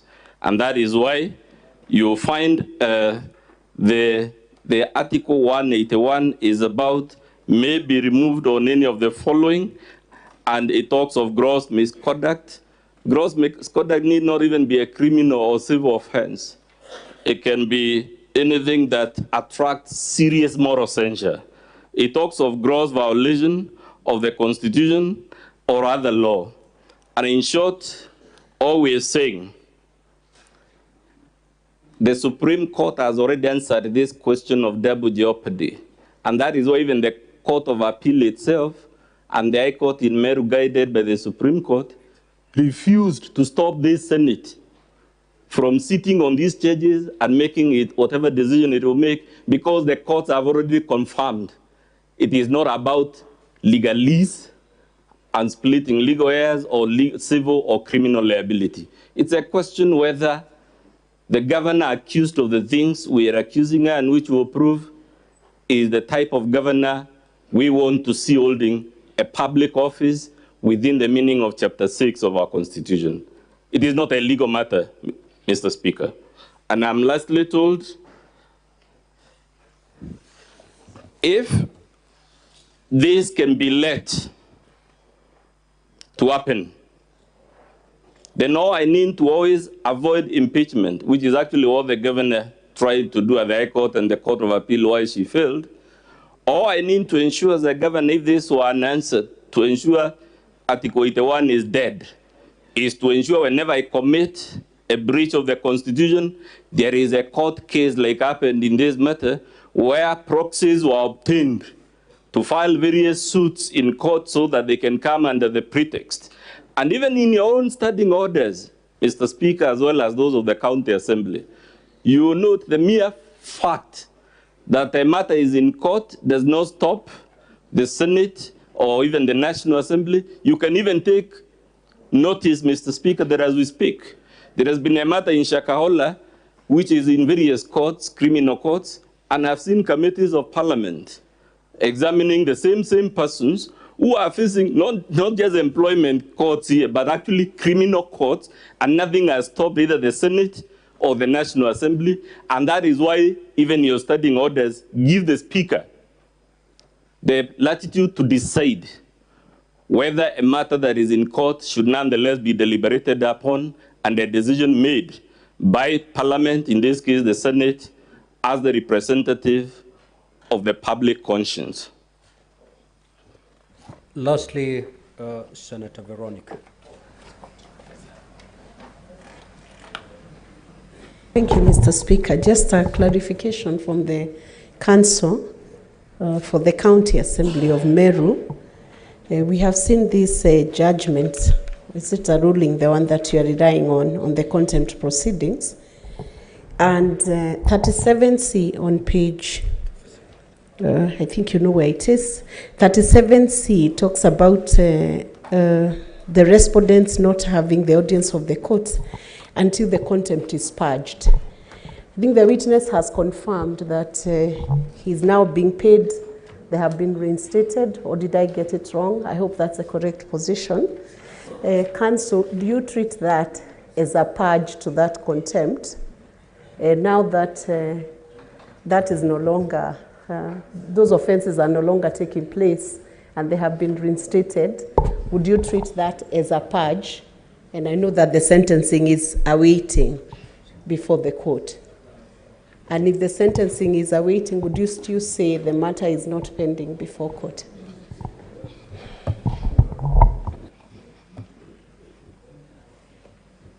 Mr. Speaker, them being denied audience is part of the standard rules that govern contempt of court. If you're convicted, like the governor has been, you're denied audience until you purge the contempt. The governor has, of course, attempted to purge this contempt as we speak. I use the word attempted because the witness told you the letters appointing his replacements have not been recalled. They have not been rescinded. So that as we speak, we have the witness here and his 3 colleagues who are the substantive office holders, and then we have the other persons who are also in acting capacity. The purging of a contempt, Mr. Speaker, is something in the realm of mitigation of sentence. That's why you're denied audience until you purge it. So the fact that someone has purged the contempt does not undo the conviction. The conviction still remains, and as we speak, even if she purges and apologizes and recites whatever prayer about it, it will always remain the record of the court that she was convicted and that conviction has not been set aside.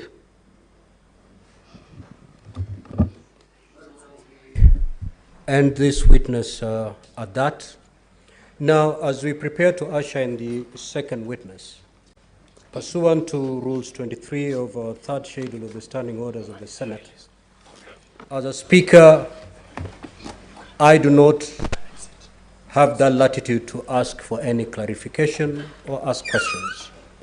However, if the integrity of the institution of the Senate is at stake, then as a Speaker, I need to guard it. Counsel for the County Assembly, your allegory, the Russian allegory, that when the man was asked to say something, He said Russia don't know how to do things, and that's why he was alive. That statement, in its ordinary meaning, could be understood, and indeed it was understood, and that's why Senator Mungatana rose to ask that question. It was understood to mean that the Senate did not do a good job in the first impeachment. I don't know, Counsel for the County Assembly, whether you still want to have that allegory as part of your record, or at this juncture, you want to take it away from the record. Mr. Speaker, my allegory was not a slur on the Senate. It was, as I said, about a person who was lucky to escape a certain fate, and instead of refraining from utterances that had placed him in that fate, continues doing it after the rope breaks. And I was clear in my allegory that even in Russia, this was understood to be an act of providence, that the man in question was lucky. It is our submission that if the governor, Kawira, was lucky to be acquitted of certain allegations, the least anyone would expect of her is to refrain from the behavior. So I didn't mean in any way to slur the Senate. In the event that I am misunderstood as criticizing the Senate's decision, then I offer an unqualified apology, and I'll be open to even the expansion of the relevant allegory. And since it seems to cause too many issues, I seem to have been misunderstood, Mr. Speaker, I beg that it be expunged. Kindly usher in the second witness.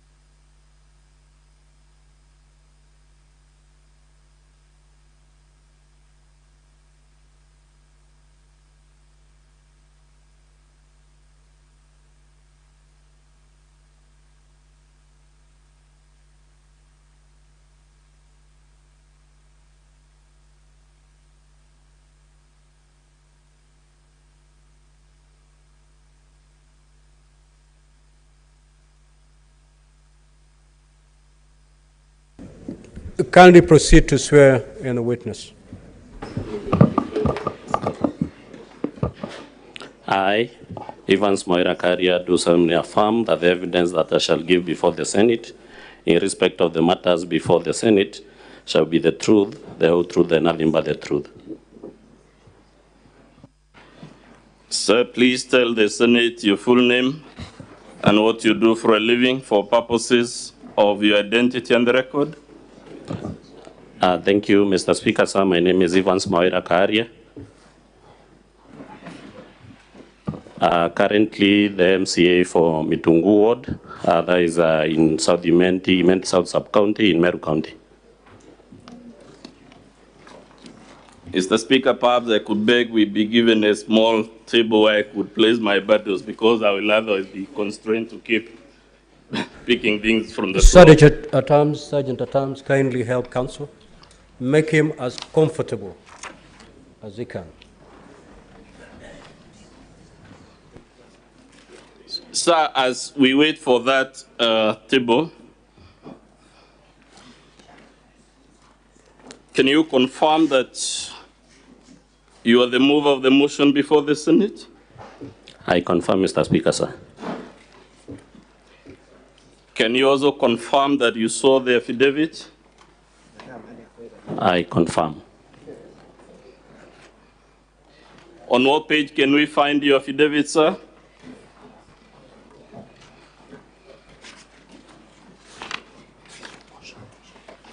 Great. Yes, this is much better. Good. Yes, I can manage.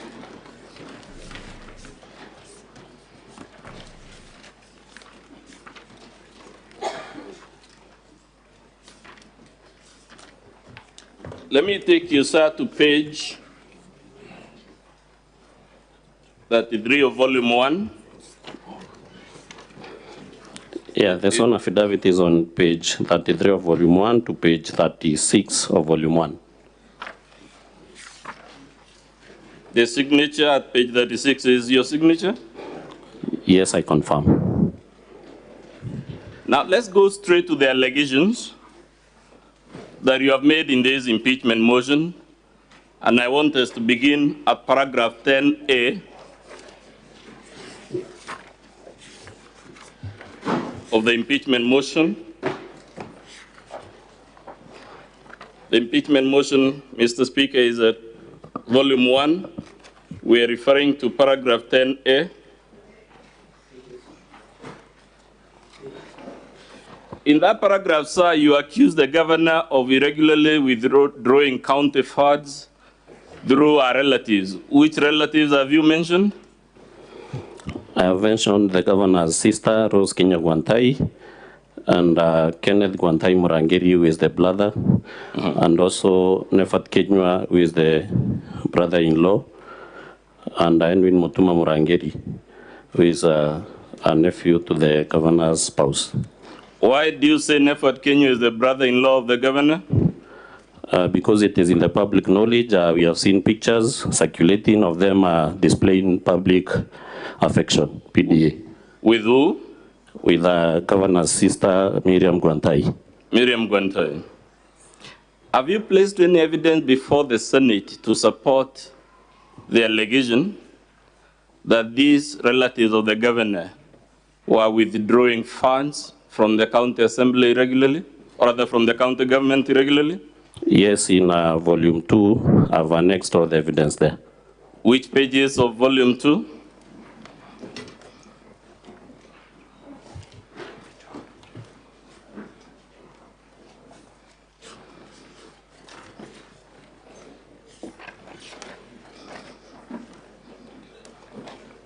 From pages 1 to pages 29 of volume 2. From pages 1 to 29? Yes. Let's begin at page 17 of volume 2.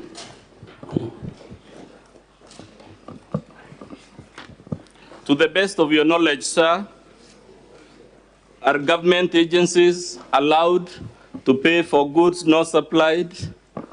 No, or services not rendered? No, it is against the PFM Act. To the best of your knowledge, are government entities allowed to make advance payments from public funds? It is not allowed. This document at page 17, what is it, sir? It is a IFMIS extract. It's an IFMIS extract? Yeah, for vote 3562, Meru, Office of the Governor. Payment details between 1st July 2022 and 7th July 2023. Does it have items on the third column described as prepayment? Yes, under the column sub-item description, we have several entries indicated as prepayment. Does it show again several prepayments in the next page? Yes, it does. Would I be right to say, sir, most of the payments there are actually prepayments? Most of them are around 171 entries are prepayments. Are there any payments on this document shown to any of these relatives of the governor? Yes, there are several prepayments made to the relatives of the governor. I'll show you a few for illustrative purposes. At page 20, somewhere just below the middle is there, and around the middle, are there payments to Nefert Kenya? Yes, we have one. There is. At page 21, do we have several payments payable to Rose Kenya Guantei? Yes, for example, we have one under voucher number 66, 524 to pay to Rose Kenya Guantei.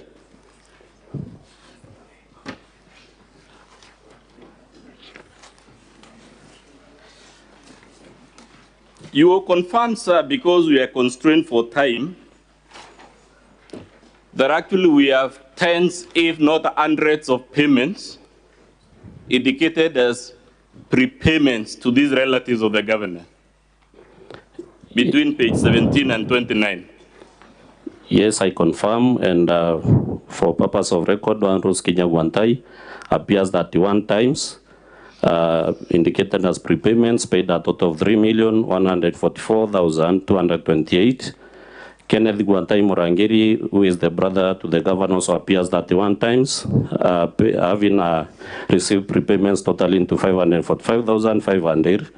And Nefert Kenya Meme, who is the in-law, appears 4 times, having received total payments of 2,887,000. And there are several others who are also not relatives to the governor. But let's stick to the governor's relatives for now. Under this IFMIS extract, what is the amount in total paid to the governor's relatives as prepayments? I've stated Rose Kenya Guantei has been paying a total of 3,144,228. Kenneth Guantei Murangiri, the brother to the governor, has been paying 31 times. That is a total of 545,500. And Nefert Kenya Meme, the in-law, has been paying for that 4 times. That is 2,807,000. So the total is how much for Kenneth, Nefert, Kenya Guantei? What is the total paid to these relatives as per that IFMIS extract? I've not calculated the totals, but it's around a figure, maybe totaling to around 6 million, an estimate of 6 million. 6 million and some more. A figure of 6 million. Let's forget the governor's relatives for now, while still on the IFMIS. Does it indicate prepayments to an officer called Kadhure Rukaria? Yes, it indicates. Are you able to point a page in which Kadhure Rukaria has been given an advance payment?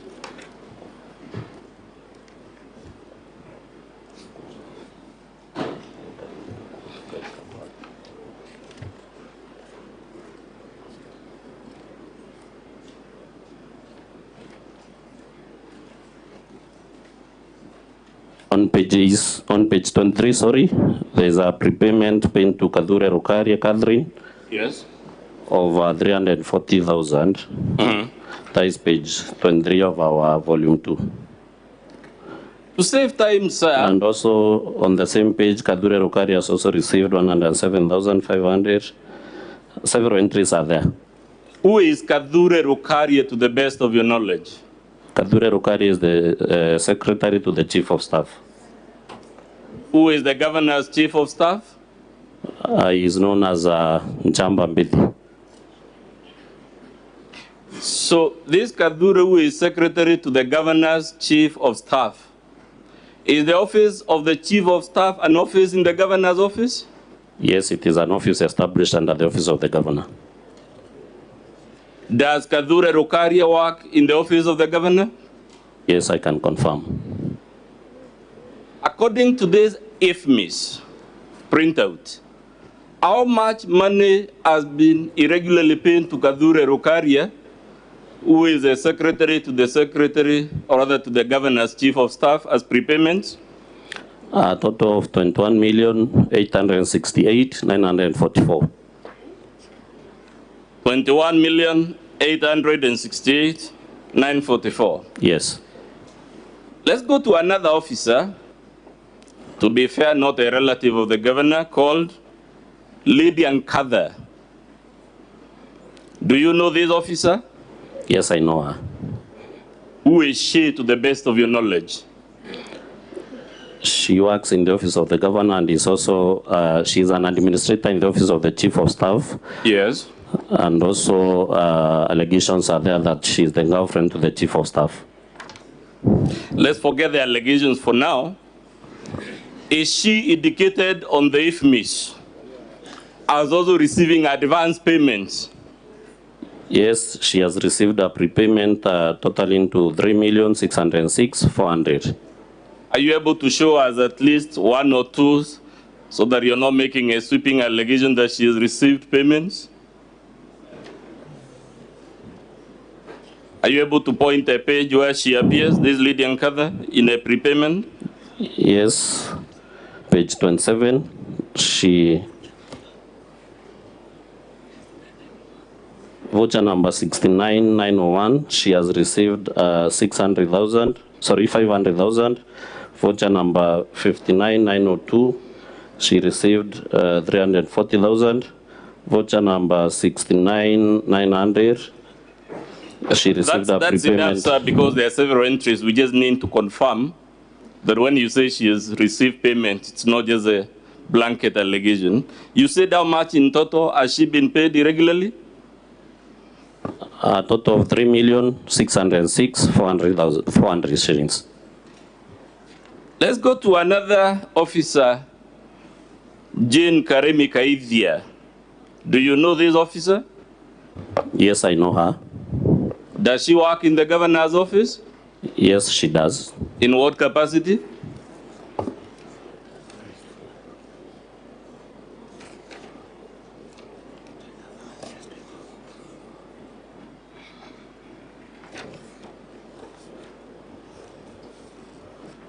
In what capacity, sir, does Jane Karemi work at the governor's office? She works under the office of the chief of staff. Okay.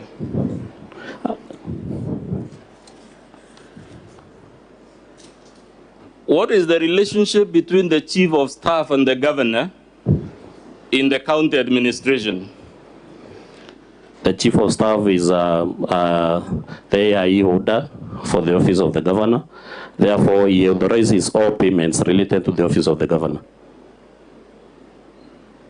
As a matter of fact, a chief of staff is one of those political appointees governors are allowed the leeway to choose a person they can work with, right? Yes, it's true. Now, the persons we have so far mentioned, sir, Jane Karemi, Kaida, Rose Kinya, Kenneth Guantai, all these people working right in the governor's office. Yes, from the IFMIS, how much amount of money have they received as prepayment in total? In total, they have received prepayments amounting to 78,110,086 shillings.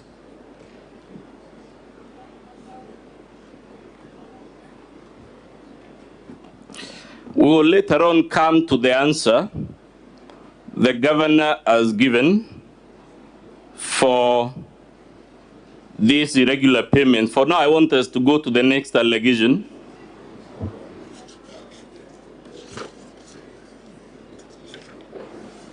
Which is the allegation at paragraph 10D.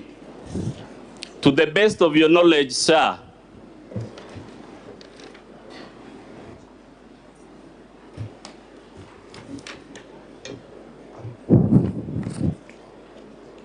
to the best of your knowledge, what is the allegation at paragraph 10D? What is the complaint? NCO 10D? 10D. The diversion and misuse of county resources, including funds and motor vehicles to run the governor's private charity, Diop Okolea, despite a previous promise to the Senate in the previous impeachment proceeding to refrain conflicting official county operations and Okolea operations. To the best of your knowledge,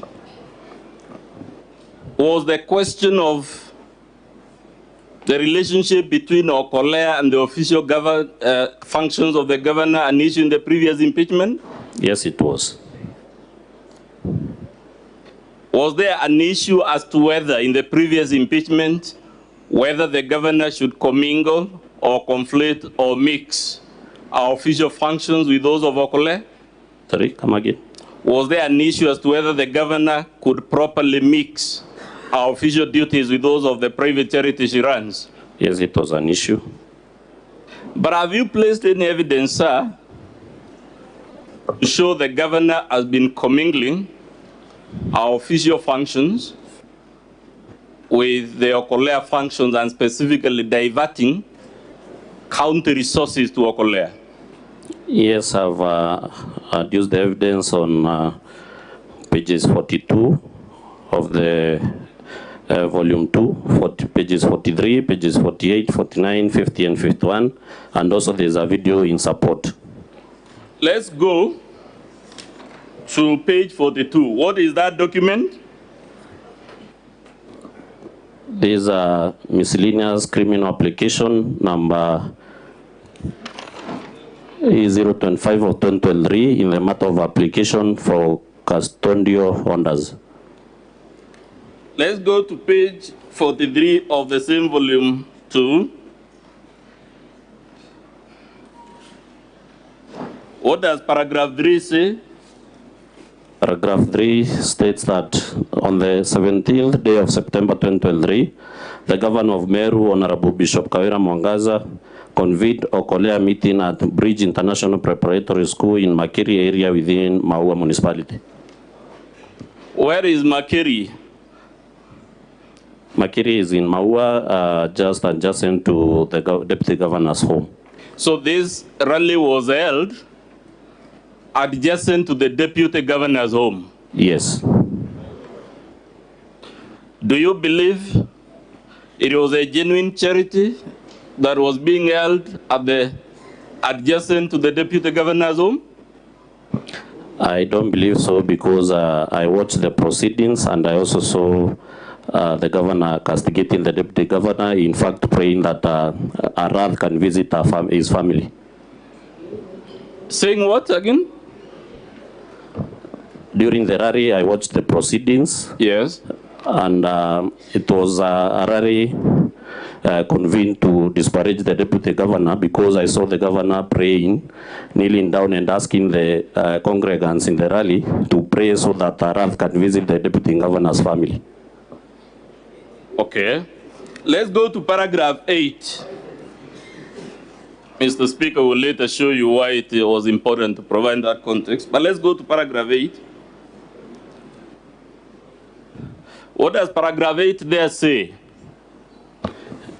It states, paragraph 8, that the respondents and their group damaged several motor vehicles belonging to the county government of Meru, and for some individuals, that is registration number KEX 574V and KCB 845F, using stones and other crude weapons, and an act which culminated in a cow belonging to the governor being stolen and killed, which is prejudicial to public order and the security of the county. We were told in the opening statement that we are misrepresenting the ownership of the motor vehicles. Is that paragraph clear that the specific motor vehicles named are private? It is clear because it earns and for some individuals. It earns for some individuals and it indicates the registration plates given are for the individual vehicles, isn't it? Yes. Does it also indicate that several motor vehicles belonging to the county government were damaged? Yes, it does. Should motor vehicles belonging to the county government be present in an Okolea function, which the Senate was previously told is a private function, charity? They shouldn't, because we have been told previously it is a private charity. But who is the maker of this application you have produced, sir, at page 42? Who is the applicant? The applicant is the Republic through DCI Igembe South. It is the Republic of Kenya through the DCI. And the name of the DCI is Kelvin Wafula, PC Kelvin Wafula, number 11-748. Police Constable Wafula, isn't it? Yes. Would you, in the ordinary course of events, expect a police officer to make such allegations frivolously? No, since they were also made in front of a competent court of law. As a matter of fact, has that police officer sworn an affidavit in support of this allegation? Yes, he has sworn an affidavit. Where is that affidavit, sir? Affidavit is on page 45, 45, 46, and 47 of volume 2. Again, you confirm the affidavit mentions, I believe at page 43, paragraphs 3 and 8, again, the same motor vehicles and the same allegations we read, isn't it? Sorry? Can you confirm that paragraphs 3 and 8 of that affidavit again mention Governor Kawira Mwangaza, and they mention them that county motor vehicles were damaged? Yes, it does.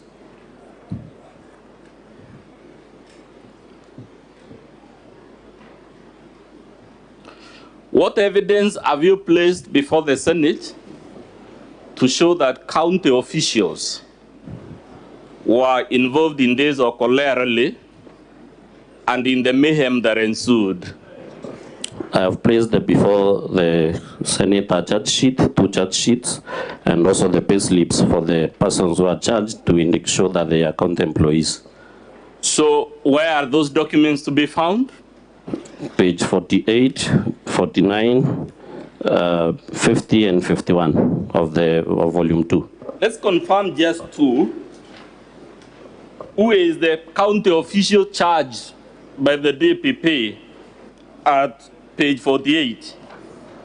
He is called Salesio Munene Kanga alias Samaritan.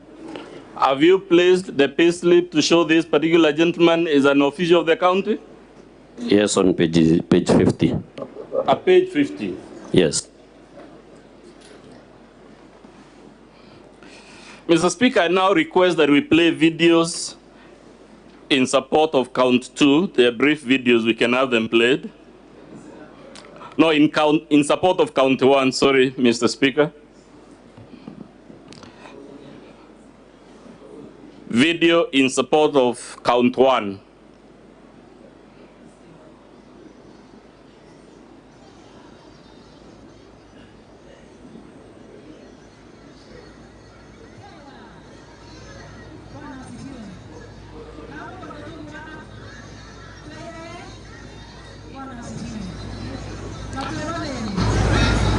I don't know whether we're having technical challenges. They should be having sound, Mr. Speaker.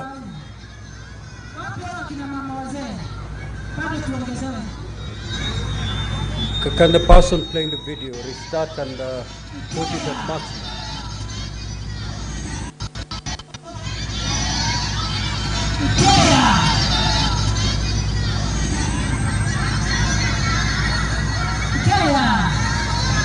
Bwana asifiwe.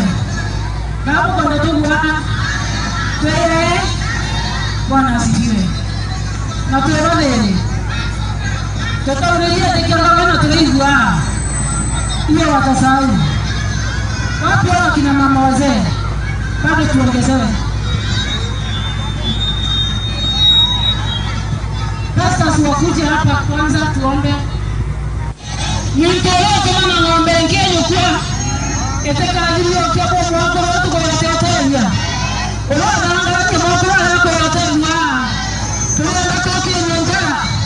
Tuingie ndani neema itakuanza watu ya. Yule mkono juu. Back to the center. Ndawa back to the center kwa back to the center. Unaona tumeni. Unaona tumeni. Ero aleta na mbele. Aleta na mbele nene. Ero mimi warusi. Aleta nyumba changu roba. Ndawa back to the center kwa back to the center. Angabakie. Bwana asifiwe. Totiana huwa. Katiba ya Kenya ilete Kenya mtu kwenda onde ala kwenda. Oni tenga yeri nyaka ana kumukuma compound ile toka natia mochiliwa kwa yungwa. Choka mochiliwa mtu. Kwa hivyo kama umepangwa kukuja hapa, tuko hapa tayari, tutapambana kiroho, tutapambana kisheria na hakuna uoga. Bwana asifiwe. Na ingo chokelea ya ile okay ya kuwa no koromo ikawera ari governor 2077 yete kuraya. Ruama na maoro yako ile. Tukutambue. Tukiomba kutambua no tukotumira ana beto kwa maia.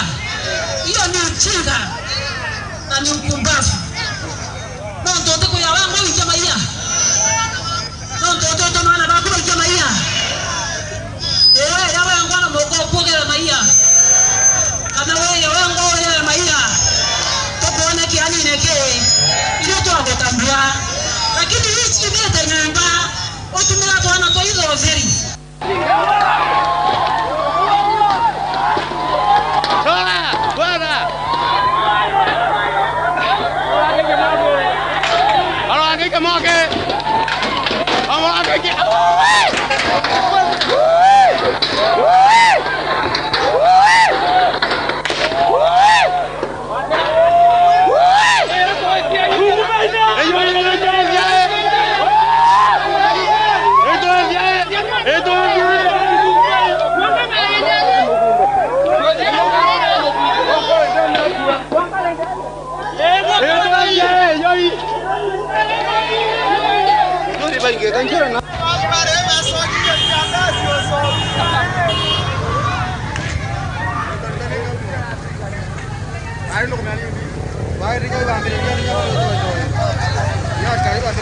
In the interest of time, Mr. Speaker, we can move to the next video if he hasn't moved.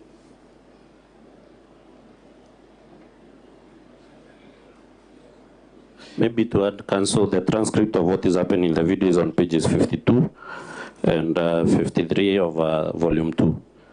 In that video, have we seen the governor addressing the crowd there? Yes, I've seen her. Was the crowd initially peaceful as the governor addressed it? Yes, it was. Did the crowd at some point turn violent? Yes, they turned violent. Would you attribute the violence we have seen with the utterances that the governor made? It can be attributed to the utterances of the governor. Why?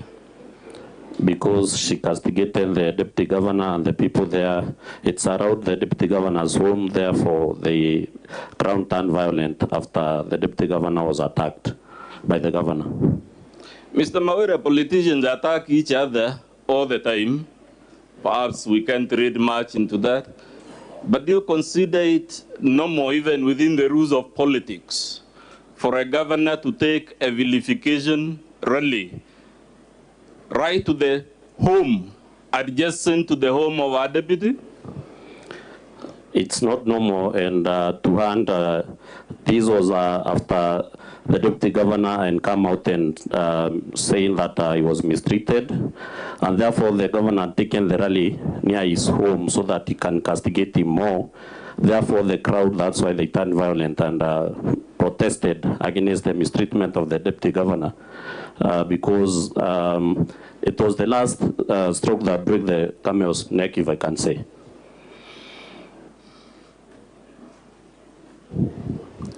Is the violence we have seen in that video consistent with your charge that county motor vehicles were damaged, as we have seen from the police officer? Yes, but because we can see vehicles being stoned, and the police officer saw an affidavit that county government vehicles were destroyed during that rally, meaning they were present in the rally. Let's go to count 2 of your impeachment motion, specifically paragraph 12A, where you accuse the governor of misrepresenting as relatives, as a technical team for purposes of benchmarking cancer treatment equipment. Have you provided any evidence, sir, to show that the governor misrepresented our relatives as technical people for purposes of cancer management? Yes, I presented the evidence in volume 2, pages 58, page 60, page 68, 76, 77, and 86. And also there are 2 videos to support the allegation. To the best of your knowledge, sir, is there a county in the Republic of Kenya with an incidence of cancer comparable to Meru?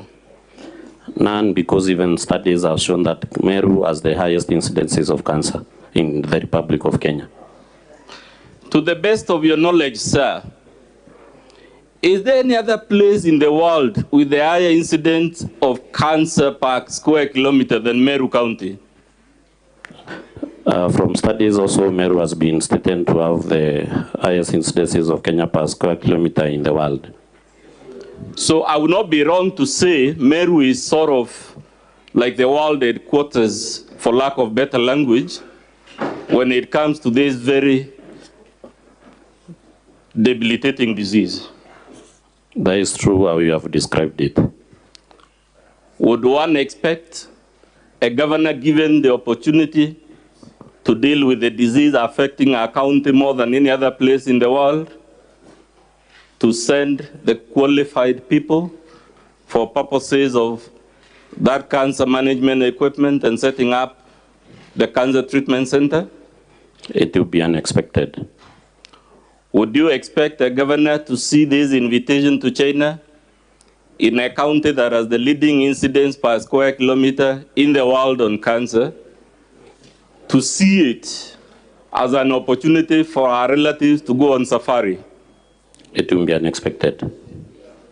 Would that be a governor who behaved like that? Would they be in gross violation of the Constitution?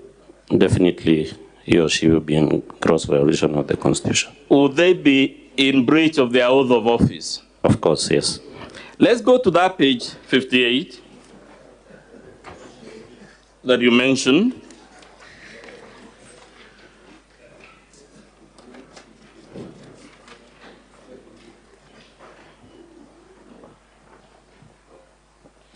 At paragraph 4, does the governor admit that these people we are talking about are our relatives, at least 2 of them? Yes, she has admitted by indicating that one is a security personnel and the other one, the sister, is a personal assistant. That letter, sorry, Madam Speaker, I've lost track. I'm a short-sighted man, that's why I was requesting for. That document you just read begins at page 57, right? Yes, it starts at page 57. At the top, it says it's coming from what office? County Government of Meru, Office of the Governor. This is a letter from the Office of the Governor. Yes. To whom is it addressed? The Chief Executive Officer, Ethics and Anti-Corruption Commission, Integrity Center. And what is the date of this letter? 26th October 2022. So you confirm as of 26th October 2022, there were already issues about the governor's relatives and nepotism and involvement in the county. I confirm. Let's go to page 60. What is that document there, sir? It's a letter addressed to the Governor of Meru, Her Excellency Kawira Mwangaza, from the Beijing League Tech Company Limited. Who is Beijing League Tech Company Limited? From the letter, it's a company in China that specializes in linear accelerator machines designed to treat cancer. What does paragraph 1 of that letter say? It says, we are delighted to invite you and your distinguished members to visit us in China for you to witness and benchmark our state-of-art linear accelerator machines designed and manufactured in China in reference to our planned cancer treatment center in Meru, Kenya. So this company planned to set up a cancer treatment center in Meru? Yes. And in paragraph 2, what type of equipment do they say the governor and our distinguished team should go and benchmark? Indicate that they will also have an opportunity to visit other medical equipment manufacturer that produces digital radiography, X-ray equipment, and mobile C-arm that they plan to manufacture and assemble in Kenya, preferably in a designated special economic zone. Let's go to page, I believe, 76.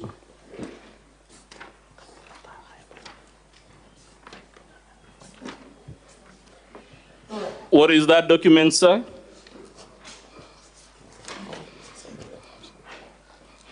It's a letter from Office of the Deputy President, State Department for Devolution, addressed to the Principal Secretary from the HRM and DO1. What is this letter requesting?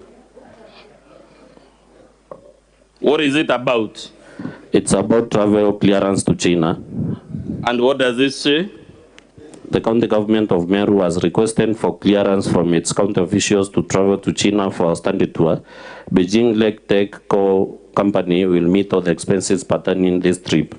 Then it indicates recommended for travel and also forwarded herewith please find letters on the above subject for your consideration and signature. The letter at page 77, what is it? Where does it emanate from? It's a letter from the Office of the County Secretary and Head of Public Service. Addressed to who? To the Principal Secretary, State Department of Devolution. And who are the persons indicated as the ones to make this travel to benchmark the cancer equipment? They are indicated as Dr. George Mungania, who is the CCM Health, Ms. Miriam K. Guantai, who is the PA to the Governor, Mr. Nefat Kenya Meme, who is the Director External Leakages, and Mr. Murangiri Kenneth, indicated as works under the Department of Administration. To the best of your knowledge, is Dr. George Mungani an oncologist? No, he is a pharmacist. To the best of your knowledge, were there people in the county better qualified than this person to go on this trip dealing with a problem threatening the existence of Meru County? Yes, because the county government of Meru has employed oncologists and also radiographers. Let's go to the next person, sorry. Miriam K. Guantai. To the best of your knowledge, does this person hold any medical qualifications? None whatsoever. Certificate level, any? None whatsoever. Diploma level? None. Degree level? None. Any other level? None that is known. Let's go to Nefat Kenya Meme. What are his qualifications? When he was employed as a pharmaceutical technologist. To the best of your knowledge, is this a person who would have any knowledge relevant to management of cancer? None. This is the same gentleman we saw receiving money regularly? Yes. And it's the same gentleman you claim is a brother-in-law to the governor? Yes. Let's go to Murangiri Kenneth. Does he hold any training qualifications, even informal, on the management of cancer? None whatsoever.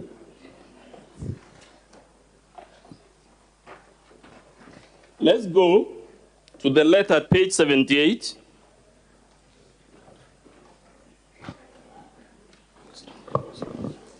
Please read, confirm to us.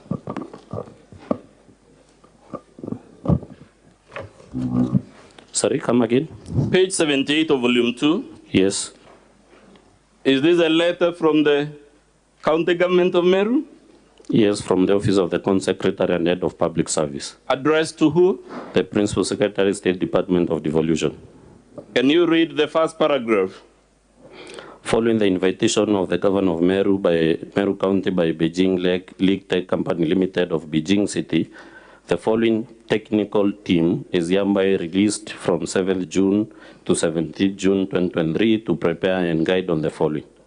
We can skip and go towards the bottom. What does it say? There is a paragraph just before the names, the line just before the name. What does it say? The technical team is as follows, and 4 participants are listed. These are the governor's sister, yes, brother-in-law, yes, and nephew to the husband. Yes, and the brother to the governor. It is clear in that letter the officers are described as a technical team. It's clearly stated. To the best of your knowledge, would these people with the qualifications you just told us, even using the most elastic sense of the phrase, be a technical team for purposes of cancer management? They can't be. They can't be. Mr. Speaker, I beg we play the videos 2A and 2B in support of count 2.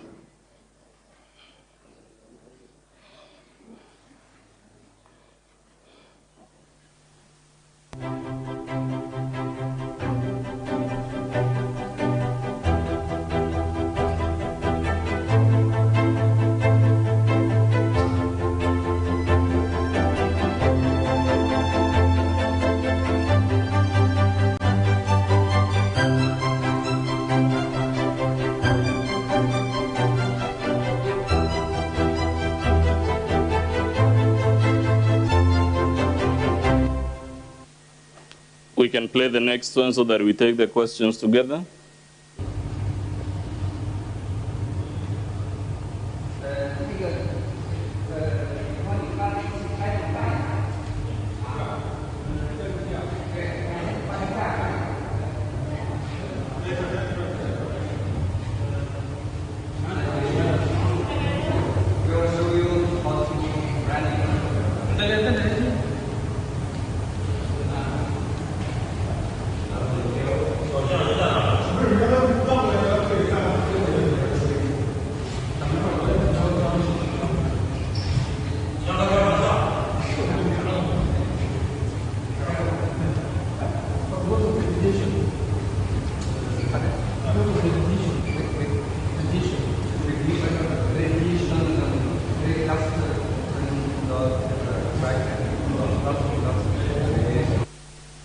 Sir, did you see the governor's relatives that you have mentioned in those 2 videos? Yes, I can see them. Did you see in those videos what on its face appears like highly sophisticated cancer management equipment? Yes, I've seen one. People of the qualifications that the governor sent on this trip, would you expect them to know what type of equipment those are and whether they are good for managing cancer? I don't expect them to know. As a matter of fact, sir, you yourself, with all your qualifications, would you, looking at those machines, have the capacity to advise the government of Meru whether they are good cancer management equipment? I have no ability to do that. To the best of your knowledge, even a lawyer like me, would he be able, even with all the books we have read, be able to form any informed opinion as to whether those are good or bad equipment for managing cancer? I don't believe so. Do you know any reason other than the fact that these officials are the governor's relatives, that they were the ones chosen to attend this trip? I don't know any other reason. 12B of your impeachment motion, you accused the governor of appointing Edwin Mutuma Murangiri as CEO of Meru Youth Service and acting chief officer of the Department of Finance. Yes. What did you say are Edwin Mutuma's qualifications? Edwin Mutuma Murangiri, from the records that I have, was employed as an auditor, cooperatives auditor. Would such a person be qualified under the laws and policy documents of the Meru County government to be appointed as an acting chief officer? According to the law, he doesn't meet the qualifications. Why doesn't he meet the qualifications? He was never employed or vetted and approved by the County Assembly as the chief officer. Therefore, he cannot act in the capacity of a chief officer. Does he have the qualification to be CEO of Meru Youth Service? He doesn't have because he was not employed by the board. Okay. But where is your evidence, sir, that this person was appointed to these offices? And I keep asking you, where is the evidence? Because we were told evidence is not counted. It is weighed. We will weigh it at the end. The evidence is on pages 92. Page 92? Of volume 2, 386 to 389. Go to page 92. Please confirm that that is an instrument from the office of the governor. What does it read at the top? Where does this document say it emanates? Office of the governor. Does it emanate from the office of the county secretary so that we'll be told it wasn't me? No, but the county secretary has signed on behalf of the Excellency the governor. Item number 2, Edwin Mutuma Murangiri.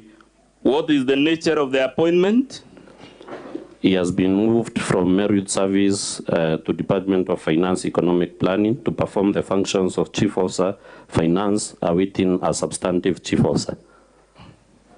What happened to the substantive Chief Officer so that Murangiri, who is a relative of the governor, will be appointed to act? He was arbitrarily moved after the infamous extracts that we are using to charge the governor leaked to the public. So after the infamous extract we are relying upon, leaked is when he was sacked? He was moved to another department. Oh, he was moved to another department? Yes.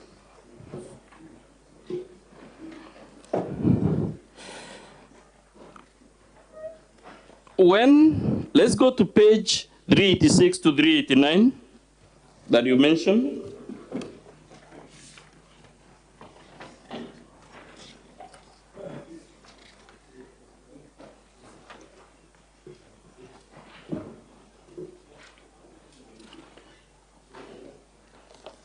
What is that document, sir? It's a memo, an internal memo from the Secretary, County Public Service Board, to Her Excellency the Governor, Meru County. And what does it address? Submission of nomination list for candidates interviewed for the post of chief officers in the county. What is the date of this document? It's dated 11th November 2022. Is Edwin Murangiri, who we have just seen being designated as acting chief officer, was he even shortlisted? No. For that position? No. As a matter of fact, did he even apply for it? I would believe it didn't, because he didn't appear in the long list and also in the short list. Would the reason he didn't apply be because he was not qualified in the first place? I believe so. But you just told us the document at page 92, you have told us the substantive chief officer was moved after the IFMI's report became public, right? Yes.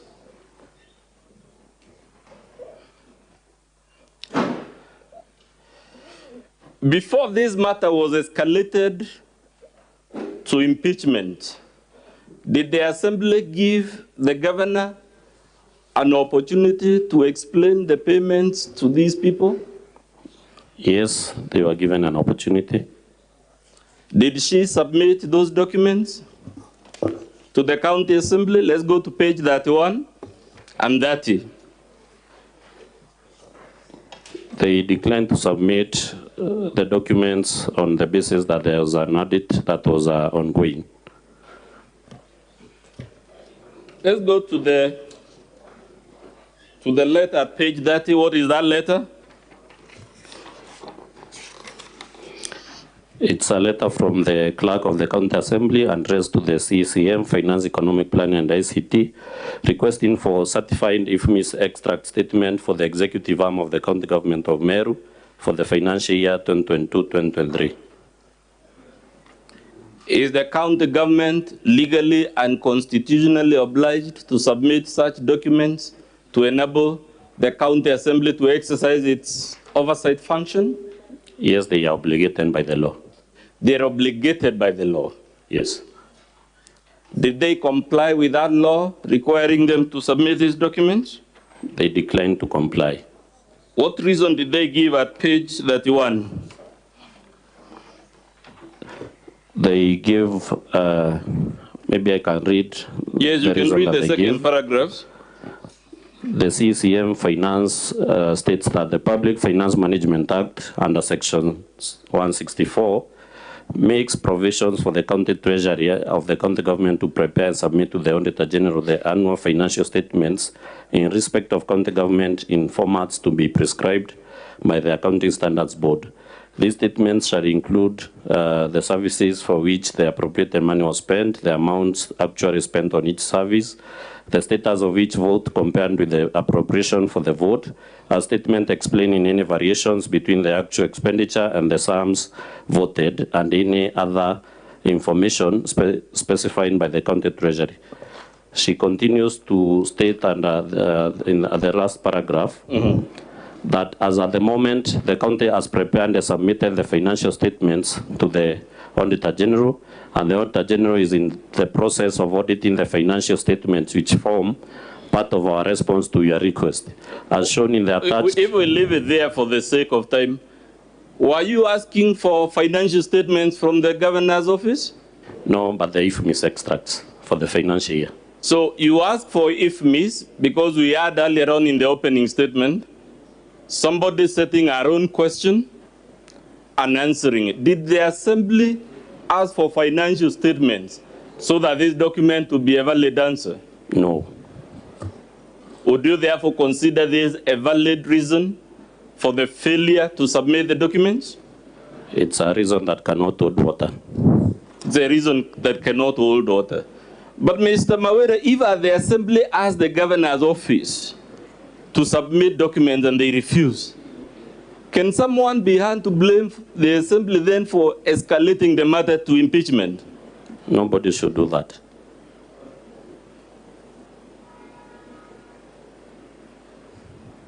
Let's go to count number 3 about the DG.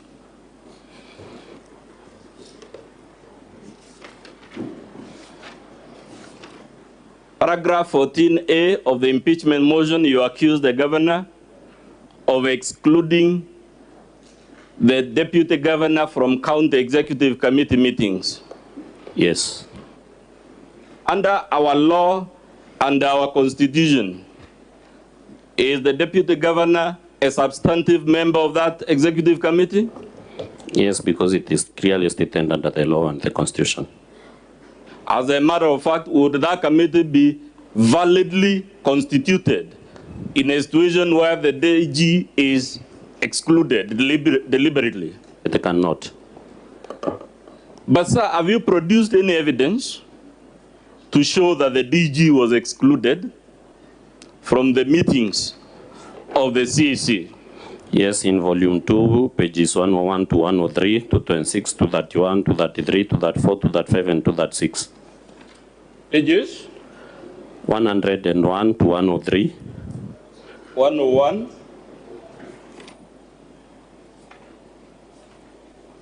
To 103. Let's go to the document at page 101. What type of document is that? This is a record of the County Assembly of Meru, record of evidence taken before the Committee on Justice, Legal Affairs and Cohesion at the County Assembly of Meru Chambers. Was this evidence given on oath? Yes, it was. As a matter of fact, on page 101, it indicates the oath was administered to the witness.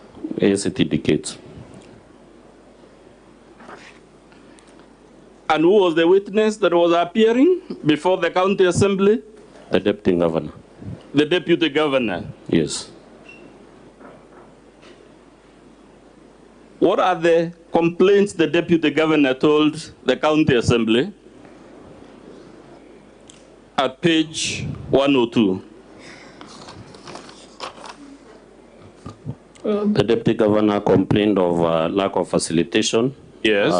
For his office. Yes. He also complained of failure to be invited to the Meru County Executive Committee cabinet meetings or any other official functions. When does he say he was last invited? At the bottom of page 102. The last invite was on 29th May 2023.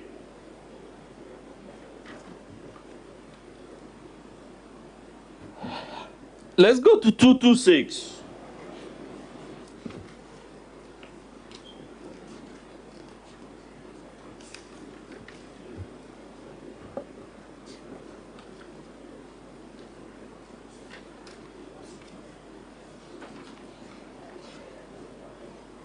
What is that document, sir? It's a letter from the deputy governor to the county secretary inquiring if there was any cabinet meeting that has been held, because the last one you attended was on 29th May 2023 when he was invited through our WhatsApp page. On top, is that document received by the relevant officer?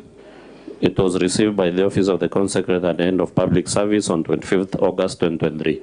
To the best of your knowledge, did the DG receive any response to this request? None whatsoever. Let's go to 231.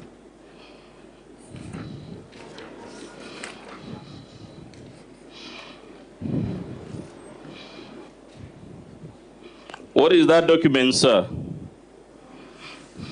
It's a letter from the office of the deputy governor addressed to the speaker of Meru County Assembly on failure to be invited for Meru County Executive Cabinet meetings and or any other official events. 233. A letter from the office of the deputy governor addressed to His Excellency Rigathi Gachagua, the Deputy President of the Republic of Kenya, requesting for reconciliation. The one at 234. A letter from the office of the deputy governor addressed to the clerk, the clerk of the Senate of the Republic of Kenya, on failure to be invited to the Meru County Executive Cabinet meetings and or any other official functions, events, lack of facilitation and withdrawal of staff to the office of the deputy governor since April 2023. The one at 235 and 236, what are they? Letters from the office of the deputy governor addressed to the chairperson, council of governors, request for reconciliation. And the one on pages 236 is still a letter from the deputy governor addressed to the county secretary, following up on cabinet meetings. You confirm from these documents, sir, the problem in Meru has been referred to the assembly, right? Yes, I can confirm. It has been referred to the council of governors, right? Yes. It has been referred to the deputy president of the republic, right? Yes, I confirm. It has been referred even to the Senate, right? Yes. To the best of your knowledge, has a solution been found even after roping in the good offices of all these agencies of the state? There's not been any solution found to the problem. There is no solution to the problem? Yes. Let's go to paragraph 14B and D about bullying, undermining and insulting and demeaning the DG through WhatsApp groups.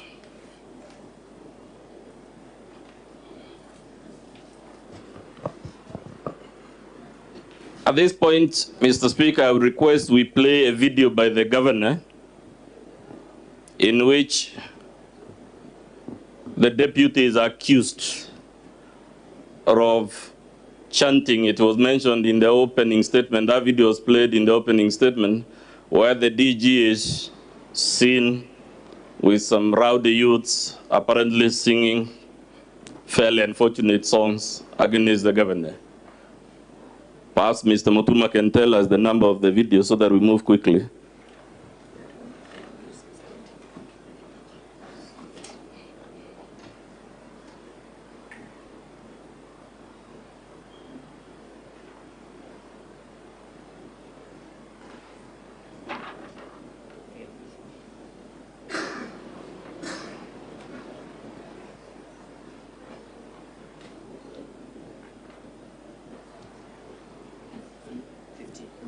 KMV?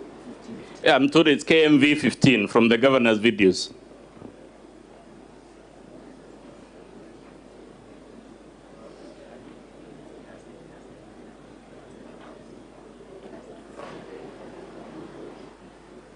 KMV 15.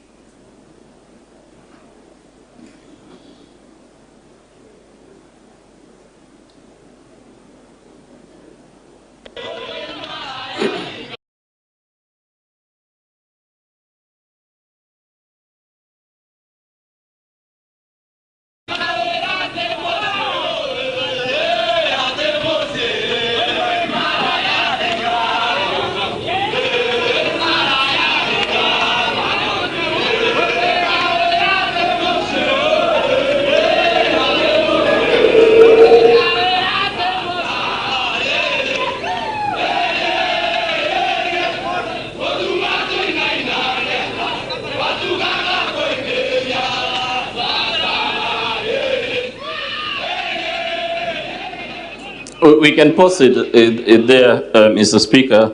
Bwana Mawira, to the best of your knowledge,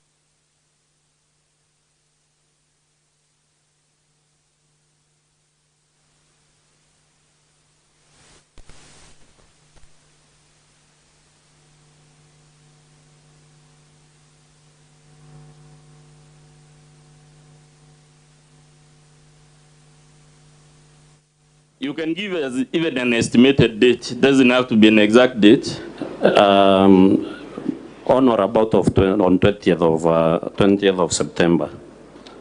That's roughly 1 month ago, isn't it? Yes. The governor's defense to the count 14B and D and C is that this procession is the one that triggered the nasty WhatsApp groups messages that we are about to go through. Is that correct? No, that is a misrepresentation of the sequence of events. It's a misrepresentation of the sequence of events. Yes. Let's interrogate that claim that it's a misrepresentation of the sequence of events by opening page 162 of volume 2.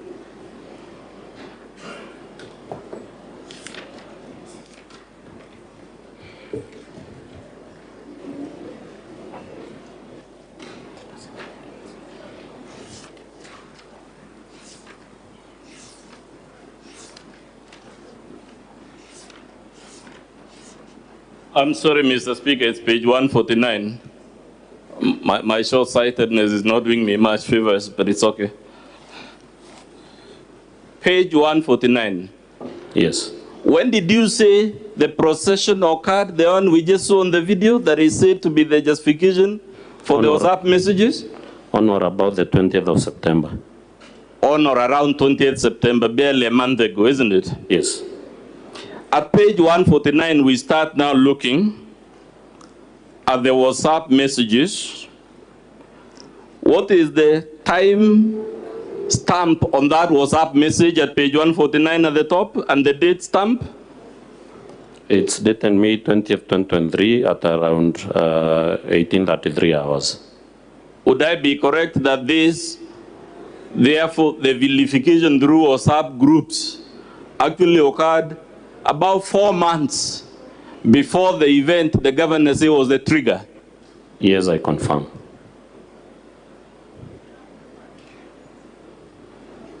The governor, in our defense, confirms this WhatsApp group as members who include county officials, correct? Yes, she confirms. She also confirms it has members of the public. Yes. She also confirms it has CECs. Yes. And other county officials, isn't it? Yes, she does. Would that diverse composition of this group require an element of discretion and discernment from a responsible governor, before posting nasty messages about our deputy there? He requires. If the governor is posting nasty messages about the deputy governor in a platform that, by our own word, includes both county officials and members of the public, would that trigger violence of the type we saw at Mercury? It clearly can. Let's examine the messages themselves. At page 149 where we are, it shows, it reads, Nchamba Bede removed you. Who was removed? The deputy governor. Is Nchamba Bede a junior officer or a superior of the deputy governor? A junior officer to the deputy governor. Would you expect a junior officer in the ordinary course of events to have the temerity to remove the deputy governor from a WhatsApp group? No, unless maybe instructed by higher powers or maybe someone who is more senior than the deputy governor.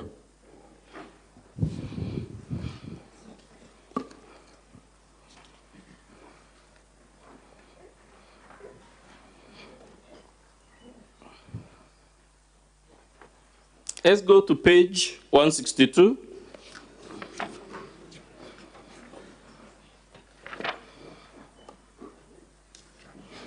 Before we go to 152, let's go to 155. Or rather, before we go to 162, let's go to 155. At the bottom,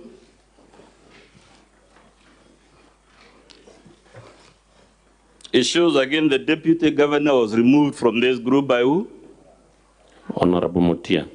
Who is Honorable Mutia? He is a chief officer in the county government of Meru.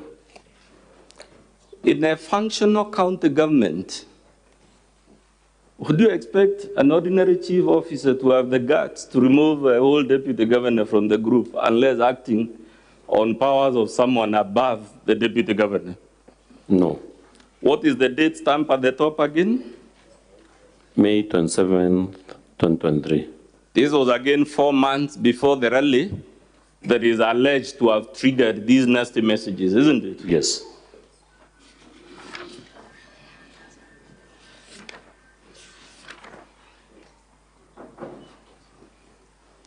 Let's go to 158. A post there by Kiambi Adheru. Who is Kiambi Adheru in the middle of the page? The county secretary to the county government of Meru. After the DG is removed, some sort of gossip begins between the governor and the county officials and the members of the public.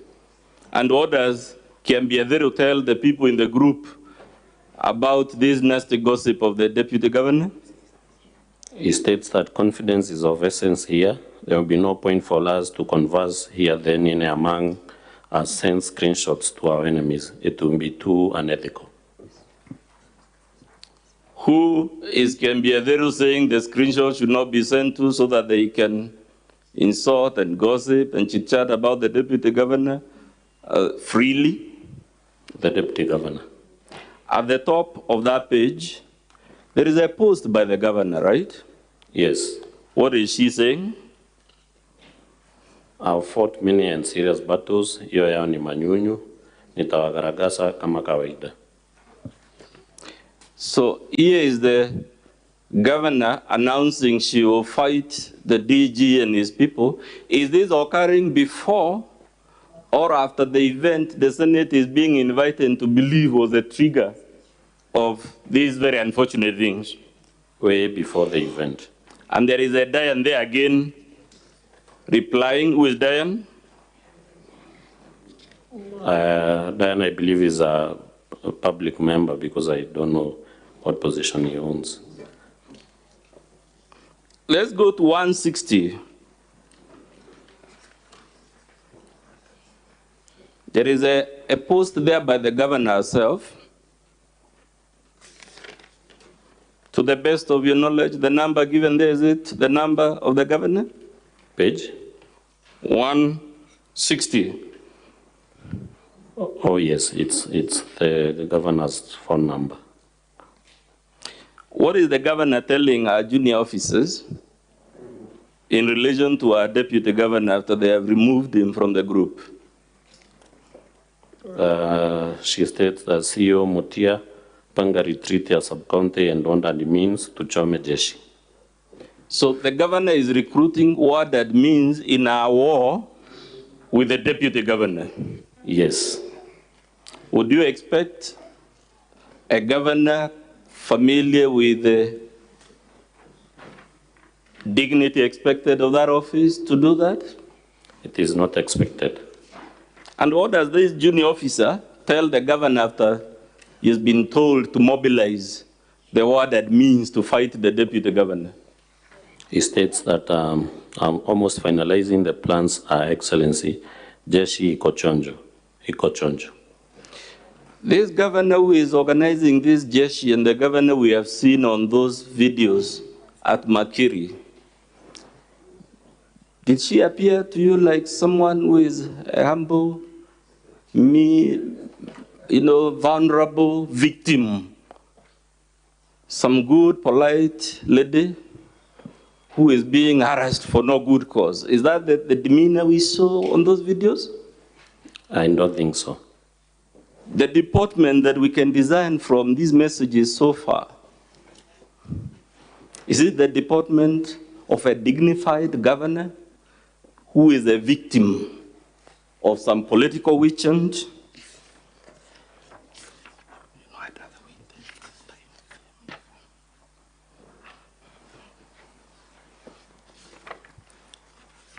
Did you see in these texts the tone, language, discernment of a dignified governor? It isn't.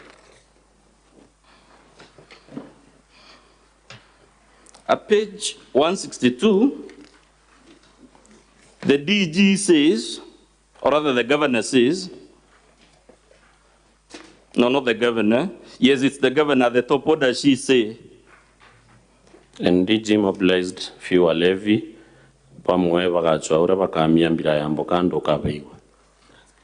Please tell the Senate this is a message the governor has sent to a WhatsApp group that has junior officers, members of the public, about our own deputy governor. Can you please tell the Senate the translation of what she's saying?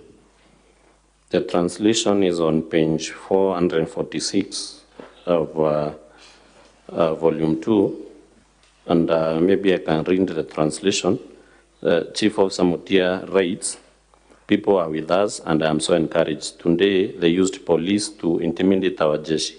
Their darkness won't and can't overcome our light." The governor responds, and DG mobilized fewer levy, which translates to, the deputy governor mobilized a few drunkards. Some people will have to find ways of defecating an avocado seed. You'll hear them.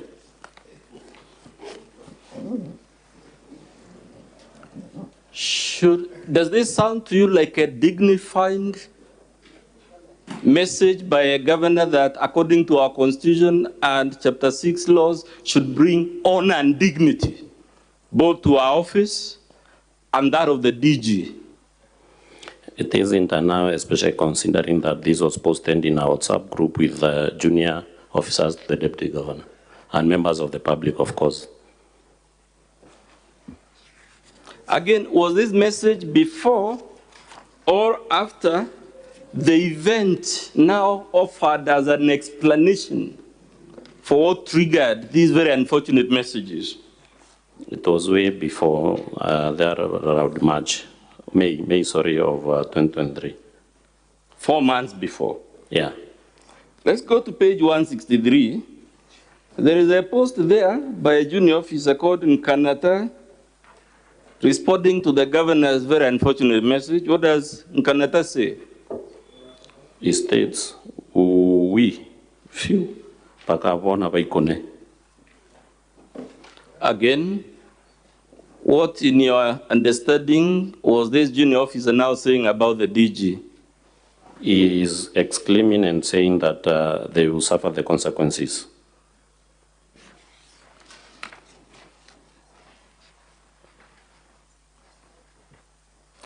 Let us go to Kabati, Kaende, page 165.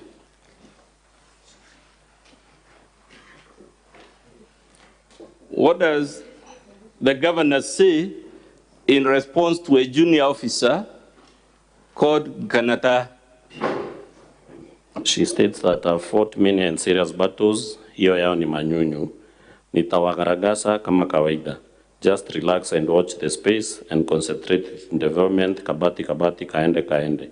Back me with prayers and seeing deliverance of our Father. He has done it for me, and the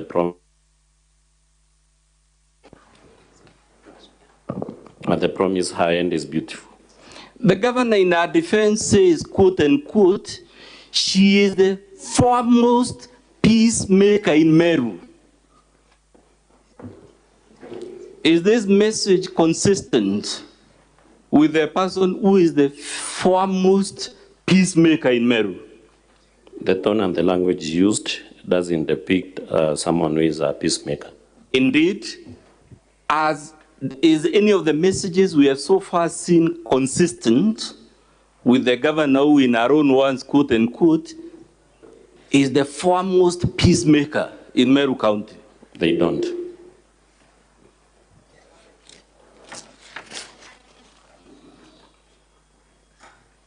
In page 166, what does Governor Mwangaza write in response to a junior officer called Kiambiatheru? Let's begin with Kiambiatheru. What does he say that the governor is responding to at the top of page 166? Kiambiatheru states that our enemies misadvised he, very unfortunate for him, that is in reference to the deputy governor. And then the governor responds by stating, he thinks I'm the type of a person who can be scanned by a useless, childish, mannerless, mobilized group of people with threats. Kwanza nitafinya kieleweke. Kwanza nitafinya kieleweke. Again, is this the language of a dignified, peaceful, peace-loving governor who is the victim of male chauvinism, who is the victim of Jurincheke, who is a victim? All these things she's saying, it wasn't me, I'm just a victim. Is this message consistent with such a humble, meek, and dignified governor? It is inconsistent.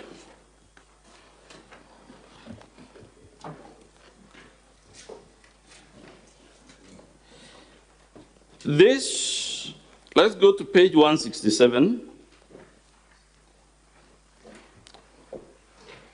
What does the governor say, and what does our county secretary, junior officer, Dr. Kiambiatheru say? What does the governor say that Kiambi is responding to? The governor states that they want him to recover what? Ntochio invested heavily, kuweka jina kwa ballot paper. And what does Kiambiatheru? The message that Kiambiatheru is responding to is clearly captured in page 170. Let's go to 170 where it is, okay. From the governor, which states they want him to recover. First of all, the governor is responding to CCM Finance, one stated that very true, they are using him and when done, they will dump him. Very unfortunate. Then the governor states they want him to recover what? Tochio invested heavily. Kuweka jina kwa ballot paper is investment worth CEC Finance Shuari. And gratefulness is a curse. Results coming up soon. And then Ntochio is the former deputy governor. And then the county secretary responds on page 167 by saying, I am a witness. He contributed nothing to the campaigns, zero. Would you consider it in order for the governor to be telling civil servants and junior officers that our deputy contributed nothing, even if we were to assume it is true, for argument's sake? Would that be a proper message to be sent to by a governor to a forum like this? It's not in order. Is this consistent with our chapter 6? Is this the type of messages governors should be acquitted by the Senate so that they can continue sending them? It isn't consistent with Chapter 6 of the Constitution. Let's go to page 174.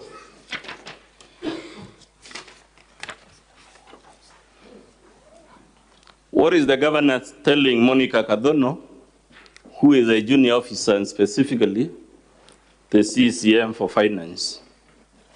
The governor is telling the CCM finance, the deputy apewe finance CCM laughable. Omchukue 2027 wape yeye finance needs. Let's go to 179.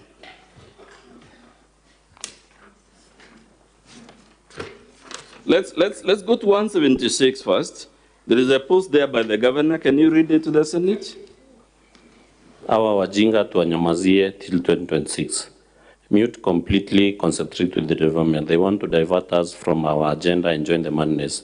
Kama ni kunyorosha, tukamatie chini. Wapige nduru kabisa. I show you direction. Meanwhile, we are here 10 bila breaks.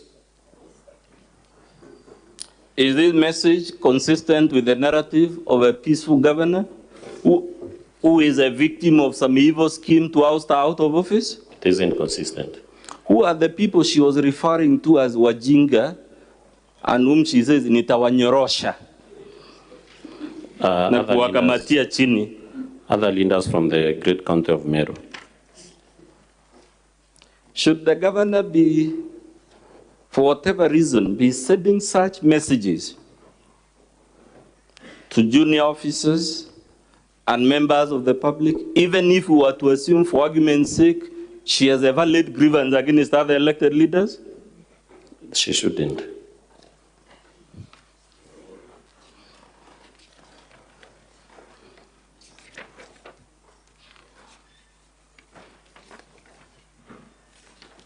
Let's go to 179. What is the governor saying at the top there? She states, I love this, mwanaume ni kazi, si kujivutavuta na kupigania tusimu tofitina. Kazi yonge mtakacha mvunguni. She leaves it at that. Then she continues to state, the Bible says, lazy people should not eat and should be denied all benefits similar to eating. Ukisikia mtu analialia ni mzembe, wachana naye akufe. Who are the people the governor is calling lazy and who should not eat in the context of this message? It is in reference to the deputy governor. It is in the reference. Now, again, Mr. Mawere, let's assume for argument's sake, because human beings disagree all the time, let's assume the governor has a genuine grievance against our deputy. Should she be sending this type of message in this type of group? It is not expected of a person of the stature of a governor. What does Barrio Nation say in response to the governor? He says, extremely true, Your Excellency. Let's go to page 180.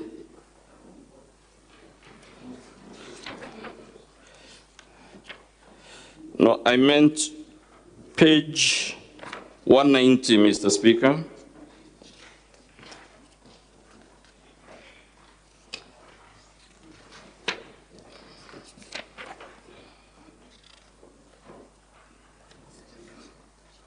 What is the governor saying at page 190?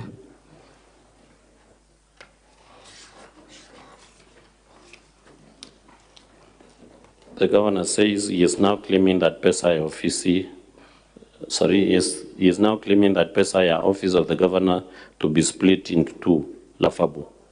Ojo akaringo imurungu wengo atetumene in Jesus' mighty name. May Jehovah God, who sees the motive in every move, deal with our enemies speedily in Jesus' mighty name. And Nchamba Mbedi there, who is the governor's chief of staff, what does Nchamba Mbedi say that the governor is responding to? It is at page 191.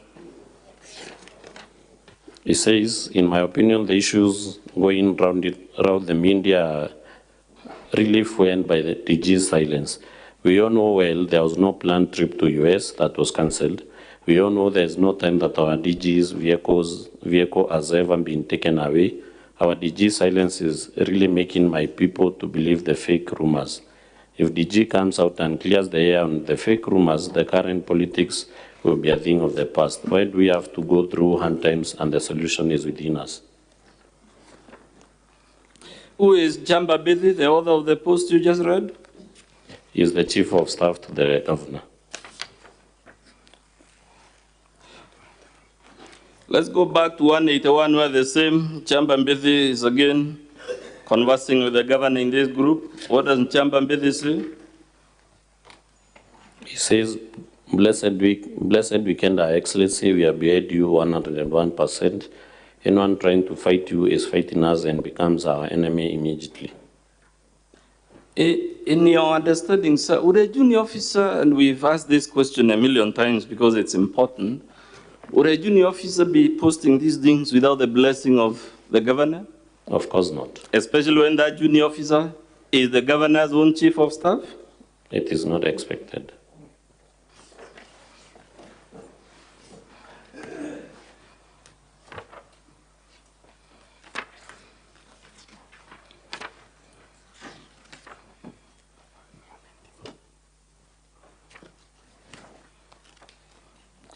So, Bwana Mawira, let's go to 194.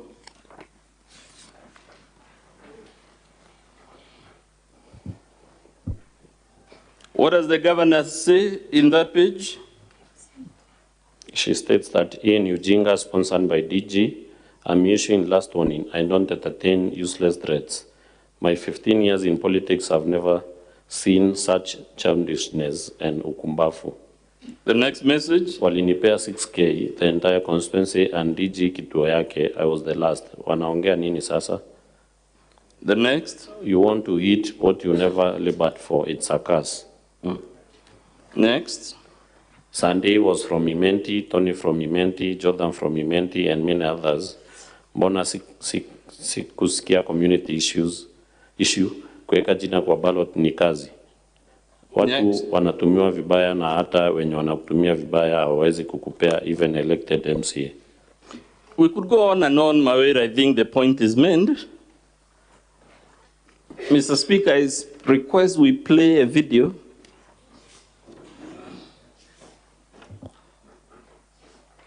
in which Chamba Bithi is seen on television saying some things about the DG.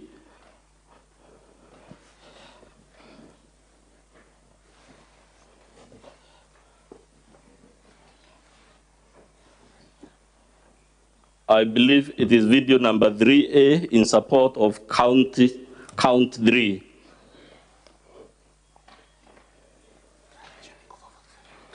The translation of that video is in page 447, Mr. Speaker, or volume 2. Gintu kiria mutuma kuthithia gintu kiria ntenda kuga kinya no tuimbije baitene thairwa iri national ithi kirina to babingi nationally mutumaga kumira thani ira kurira bwana Peter ajuge wi migambo enchamba ntinda. It can be paused, Mr. Speaker, so that I ask the question. On the screen, which TV station is airing this show? It's Vita TV. Is that a TV station associated with the governor? Yes, it is owned by our proxies. Does Chamba Bithi in that clip confirm that this TV has national viewership? Yes, he confirms. He confirms it's a national television? Yes. Who is Chamba Bithi in that video? The chief of staff to the governor. Which side is he from the video? Sorry? Perhaps the video can be run so that I ask the question. It can be rerun.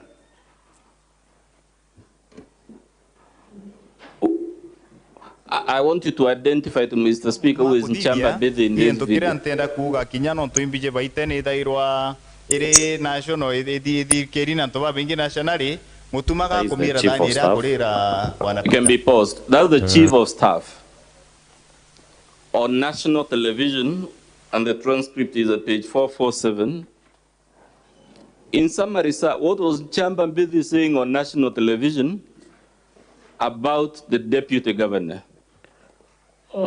In translation, he says, what Mutuma is doing is something I would not want to say here because I know Baita TV as a national audience.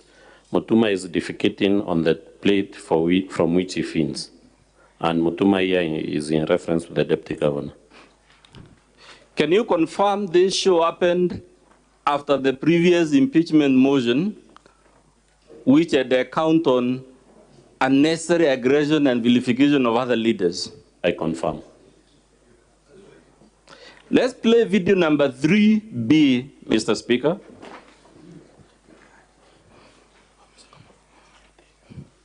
It's a fairly long video, but we'll crave your leave to play it, Mr. Speaker, because it helps the Senate understand whether indeed the governor is this meek, humble person who is the foremost peacemaker.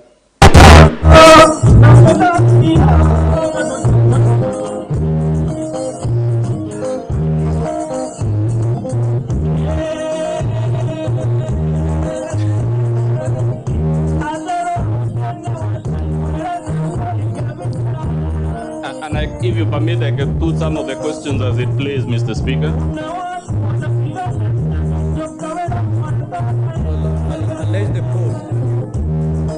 We on count 3, Mr. Speaker. So they can pause and then you proceed Yes. to put the question. Maybe it can be reversed a little. The transcript of this video is at pages 251 to 252 of our volume 2. Who is the person dancing behind the guy with the guitar? She's the governor of Meru, Her Excellency Governor Kawira Mwangaza. And who is the person playing the guitar? That is the first gentleman of Meru County government, or simply the spouse to the governor of Meru County. So, Mr. Speaker, now the volume can be increased so that you hear the lyrics. Then I can put my next series of questions.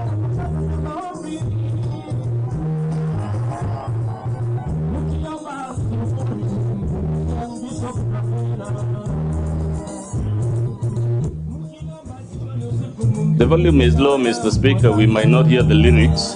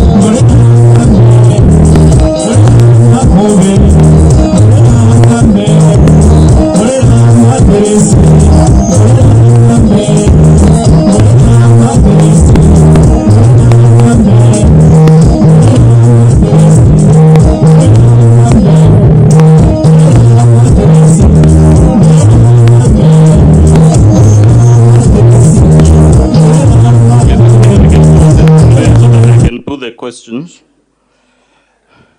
From that screen, Mr. Kawira, where is this rally being held? At Kiotine. Where is Kiotine? Kiotine is in Igembe. Is that near the DG's home? Yes, near Maua. When was this event held? On the 28th of August, 2023. Is that before or after the procession the governor is offering to explain our belligerence towards the deputy governor and the other leaders? Before. It was before? Yes. So does that explanation of us and the video was shown earlier on offer a valid answer to the charge for vilifying other leaders in the DG? It does. Who are these people described in that song as wenye wivu? There is the DG and other elected and other leaders from Meru County. Does that musical performance talk about the previous impeachment proceedings, the lyrics? It does.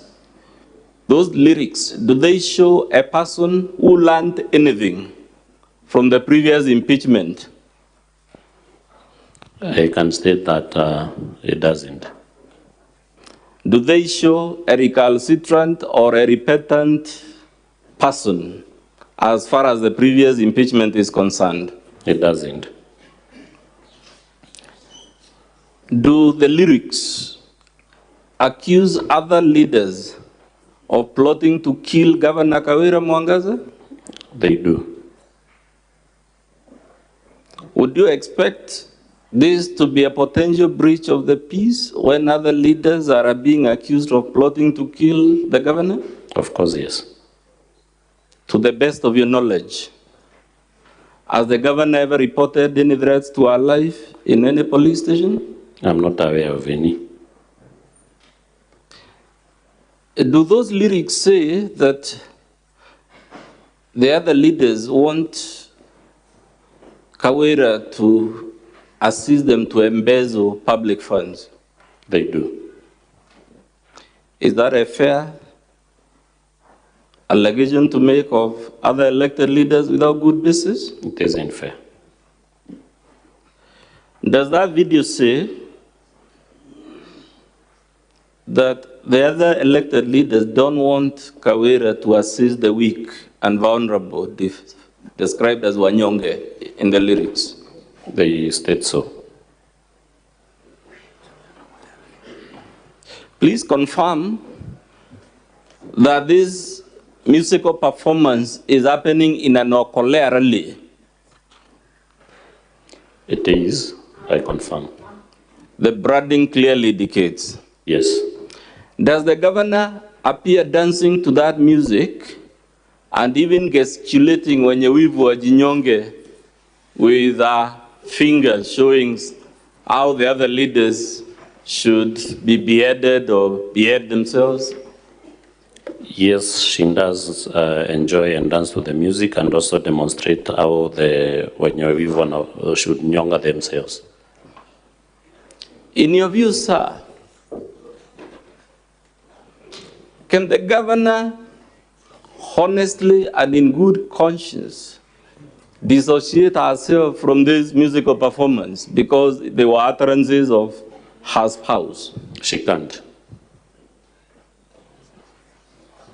Should governors be allowed to vilify other leaders this way through their spouses so that if they ask, they say it wasn't me, it was someone else?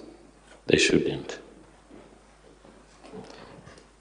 Do the lyrics describe the other elected leaders as having shetani or demons? Did we hear from the lyrics the other leaders being described as having shetani? Yes, we had.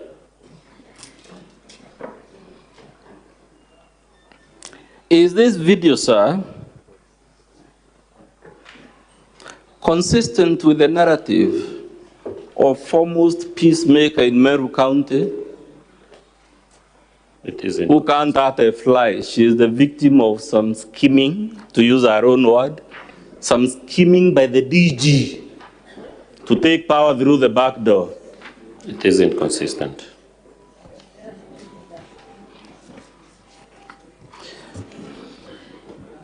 Does this video accuse other leaders of wanting to embezzle money meant for building roads in Meru? It does. Bwana Mawira, do you know any reason, and you're on oath, that would entitle the governor to hold this type of music performance? Sorry, come again? Do you know any justification the governor would have for vilifying other leaders in the manner we have seen in that musical performance? I wouldn't know why the governor would go to that extent of vilifying and inciting the public against other leaders from Meru County. The crowds we saw in that video, is it a small or big crowd? It's a big crowd. To the best of your knowledge, how often does the governor hold such rallies? They are held almost every Sunday. Almost every Sunday, that is in the disguise of helping the needy. But I can confirm those rallies are held generally to vilify and demean and incite the public against other leaders in Meru. Mr. Speaker, I request we play video number 3C in support of count number 3.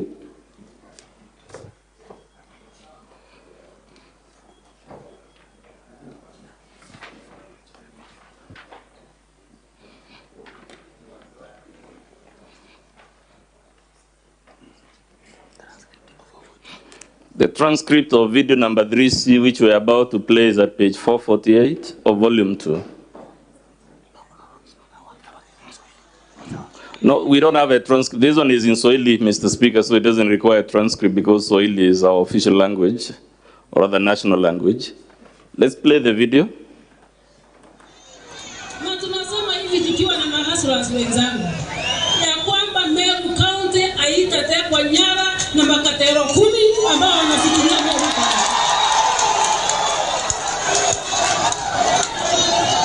Watu 10 viongozi ambao wanalipa mshahara wa 1 million ama 500 and above hawawezi kumake decision ya kwamba Meru iko katika shimo, whereas we know shida yao ni yao wenyewe binafsi, tumbo zao.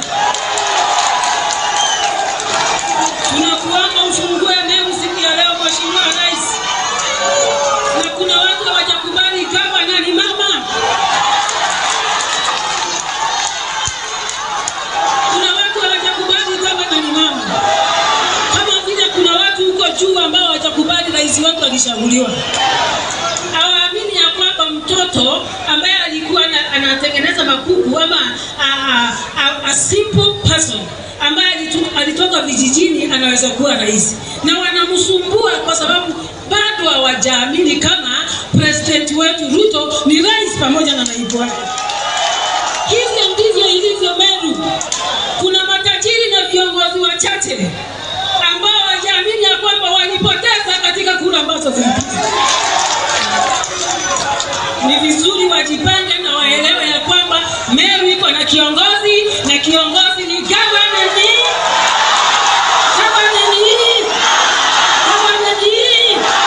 Asante sana Mheshimiwa Rais, nichukua hii nafasi. Mr. Karia, to the best of your knowledge, what occasion was this when these utterances were made? This was a prayer rally attended by the President of the Republic and the Deputy in Lare, that is in Igembe North. To the best of your knowledge, why did the President and the Deputy organize this trip to Meru? Sorry? Would you know the motivation why the President and the Deputy traveled to Meru for this function? It was a Thanksgiving prayer rally, and also to come and also try to reconcile the leaders of Meru, especially the governor and the deputy governor. Did this occasion occur before or after the previous impeachment? After the previous impeachment process. And that's why the deputy president and the president spearheaded the reconciliation effort, isn't it? Yes, I can confirm. So you're confirming the problem in Meru has been addressed to the Council of Governors, to the Senate, all those people you counted, and now even the president himself. I confirm. Has that, all these interventions, have they restored sanity in Meru County? They have not. We are stagnated at one point. Do you expect speakers in a presidential function to speak in a dignified way about other leaders? Yes, it is expected. Did we hear the governor talk about Katel Kumi in this presidential function? She did. In the understanding of the ordinary Meru citizen, who are the people she was calling Katel Kumi? The elected members of parliament and the woman representative of Meru. Did you hear call these people before the President of the Republic, Makatel?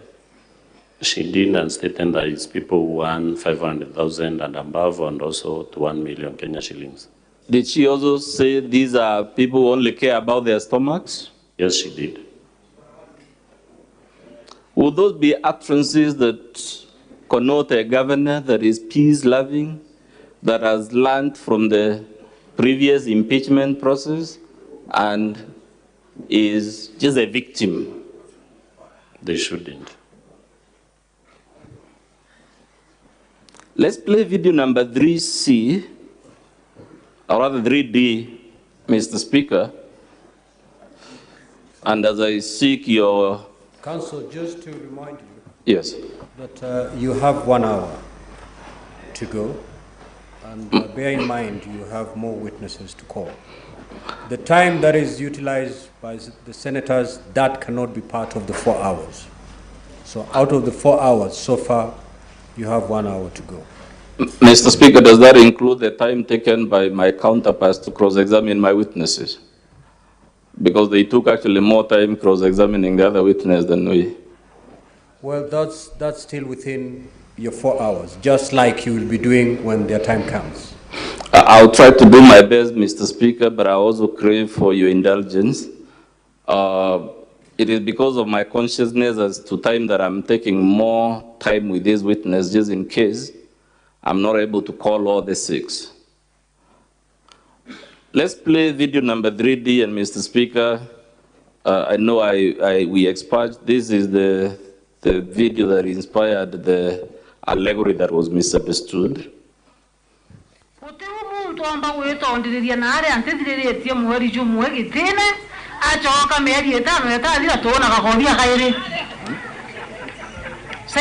transcript of this video is at page 448 to 449 of volume 2. Let's proceed.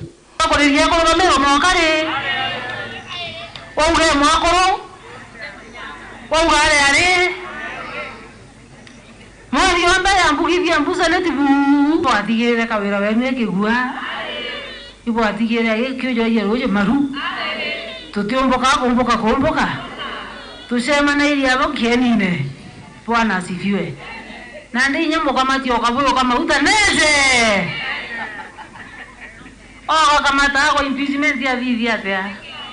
Ubia dizerie. Ta kama liganiria kwa mbamba ntukwe abo nchuria kalivale. Panchuria ndare la meto bichadira. Mukama tio kabuyo akamba akakobia umageta. Pena kiangala kengine kwa kaije kama koroga. Mungu abalinga 20-0. Na ndiba okanebeje tukuja tuteku. Ai kedere ndare akakobia kakana patato makiria roga indi da grikare. Kwa hivyo tuera. Na tulienda 2027 ngogeche mtu chiarie. Mr. Mawere, what is the governor talking about in that video? The previous impeachment process. What is she saying about the previous impeachment process? That there is nothing that was done to her even after the county assembly impeached her and took her to the Senate. That nothing happened to her even after? She was impeached by the county assembly and brought to the Senate. Nothing happened to her, or nothing was done to her. So, Mr. Speaker, that's how my allegory was born, but we can see the last video, 3E.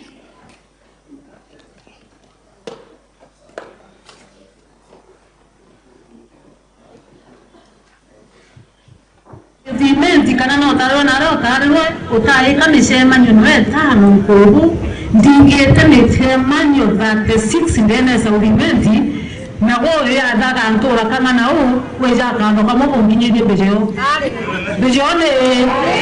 kwena musama jera diga kenda ntuko ngela bare kai kubera kwa kontinye de sai otora nyo sai keba Dioro kato ya na ipete tenge mawira no mbera karugule ndo basandreka kwawe inabari kwena speed ya masinesi ya 400 mekera gitage ko speed ya 20 okay ja kulekera masinesi njaro na kiragita kila tueka kenda ale mpato kimbeje bantu ya watu rampao okabeka nende ya meniwe ga tueka na me ina ga tueka na ga tueka lakini kaenda kabati Bwana asifiwe. Tutaweka nenge kiragita na masinesi speed yuchi rumanya mu na yege tueka no moka sauti ikaibwa sauti iko halia na ishio ukubwa tena bakaduri ba na ila ungere ntuko yenge tole area We can pause it in the interest of time, Mr. Speaker, now that I'm guided by your... Mr. Mawira, what was the governor doing as per this video? She was vilifying the elected member of parliament for South Imenti, as well as other members of parliament from Meru. To your best of your knowledge, sir, is there any overlap between the duties of governor and those of MPs and the senator, so that the governor is constantly inciting the public again? Is there any conflict of duty or interest? Don't they have very different duties? They are very different and well stipulated, clearly stipulated for every office order. As a matter of fact, where is the main workstation of the 9 MPs of Meru? Is it in Meru or here at the Parliament buildings? It's here at the Parliament buildings in Nairobi. Do you know any reason why a member of Parliament in Meru, while doing their duties, say in this chamber or the other one, will suddenly hear that the governor is saying nasty things about them in some rally in Meru? Sorry? Do you know any reason why the governor will be vilifying a person who is based in Nairobi and while they are doing their duty in Nairobi? No, I'm not aware. Paragraph 16A, count 4, you accused the governor of appointing Kenneth Moitriongo as a chief officer without the approval of the county assembly.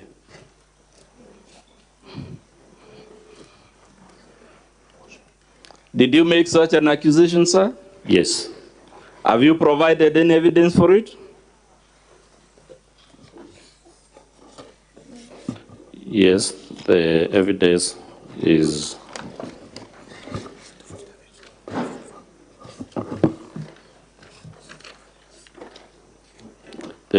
in pages 271, 296, 295 to 296, 297, 299, and 301 of volume 2.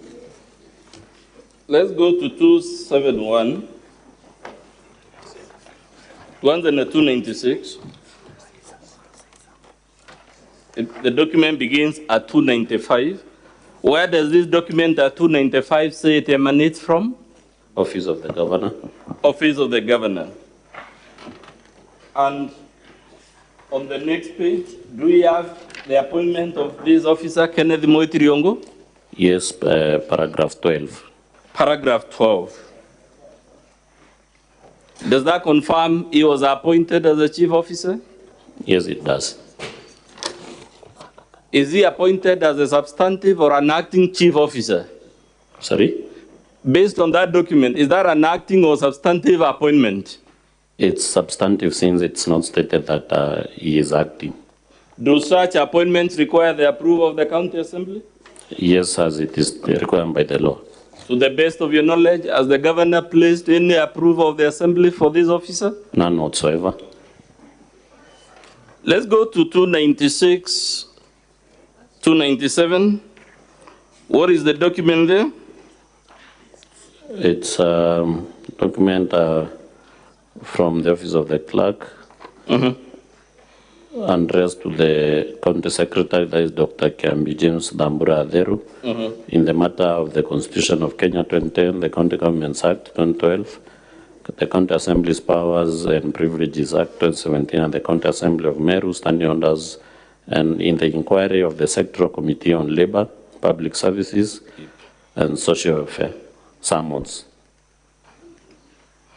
So, sir, have you provided sufficient evidence to show this person was appointed without county assembly approval? Yes, I have. Let's go to 16D, paragraph 16D of your impeachment motion. You accuse the governor of appointing unqualified persons, namely Kennedy Moitriongo, Edwin Mutuma Mrangeri, and Gitovun Kanata as chief officers without competitive recruitment and recommendation of the County Public Service Board. Have you provided any evidence to show this? Yes, I have. Let's go to, where is that evidence, sir? The evidence is on pages 253 to 260, 295 to 296, 322, 325, 326, all the way to 327, 331, 332, 334, 335, and 386 to 389. Let's go to the appointment of traffic marshals. Have you provided evidence of the appointment of these officers? Yes, I have. The governor responds by saying that this office was regularized. And she says it was a joke. That's our response in the county assembly, isn't it? Yes, they did. Have we seen her in a video?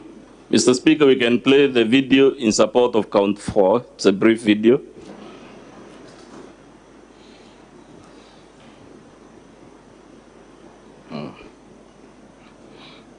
That's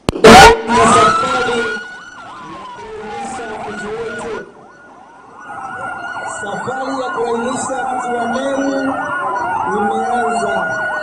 Asante sana, asante. Na ofisi ya gavana waiva basi kuu ya hizi pikipiki ambazo zitakuwa kila macho. Kazi kubwa ni kusaidia mji wetu wa Meru, mji wa Uhuru, mji wa Maua kutoa msongamano wa magari. Do we see in that video, sir, the governor flagging off traffic marshals? Yes, it's seen in the video. Whose duty is it to establish this office? It's the duty of the County Public Service Board to create offices under the county government's structure. Now let's go to page 392 of volume 2. What did the County Public Service Board say about the existence of this office? In a letter addressed to the clerk of the county assembly, in relation to the inquiry, the board or the secretary or the CEO of the Meru County Public Service Board states that the board has not employed any traffic marshals in the county public service. But on the ground in Meru, Mr. Karia, why was this a problem so that the assembly got seized of it? What were the so-called traffic marshals doing that became of concern to the assembly? After they were flagged off by the governor, they went around Meru town, arresting offenders and charging them fines irregularly. And there was a petition to the assembly in complaining about the creation of the office of the traffic marshals irregular. So in summary, sir, other than the video and the document I've shown, What other pages can you refer the Senate to prove this count? We have pages 394, 398, 409 to 412, 413. You have, in paragraph 16G, accused the governor of having a bloated workforce. Have you provided evidence of this? Yes, on pages 282 to 283, 309, 345 to 352, 353, 357, 359 to 362, and 362 to 382. Let's go to page 361 to 362 and speak about a particular cadre of staff in the governor's office. How many cleaners are shown there? That is from number 73 to 93. That is roughly 20. Page number 73 to? Entry number 73 to entry number 90. To entry on the next page, to entry number 111. How many cleaners are those? Would I be right to say they are 38? Yes, they are. Let's see how some of these officers, styled as cleaners, how they are described on the payroll.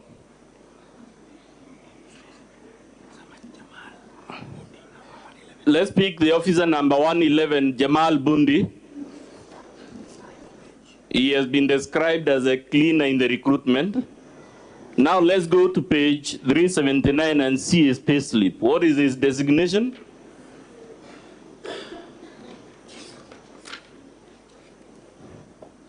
He is recruited as a cleaner, but his designation is senior support staff. So the payslip is that of a senior support staff? Yes. But the appointment is that of a cleaner? Yes. Let's pick another one.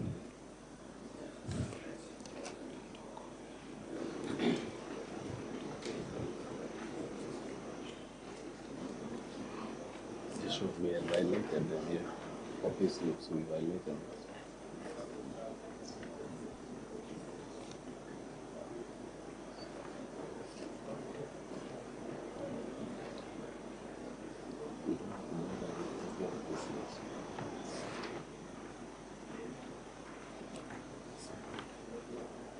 At page 381, at the bottom, what is the name of the officer? Mr. Godfrey Mwenda Mireti. So this gentleman was also recruited as a cleaner, but his pay slip is for what cadre? Senior support staff. That officer is number 103, Mr. Speaker, on page 362.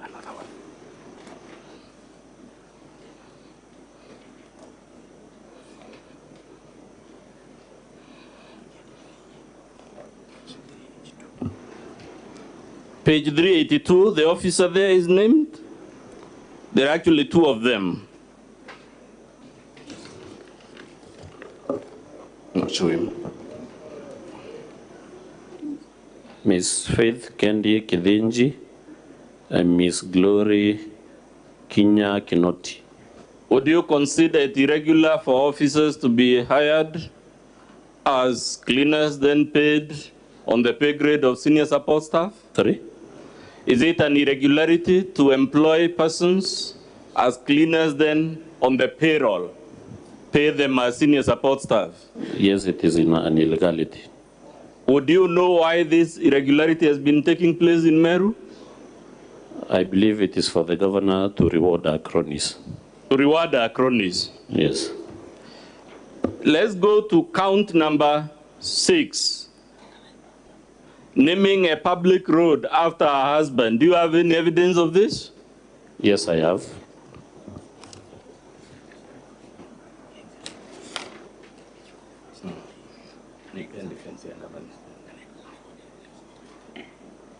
You can do it, but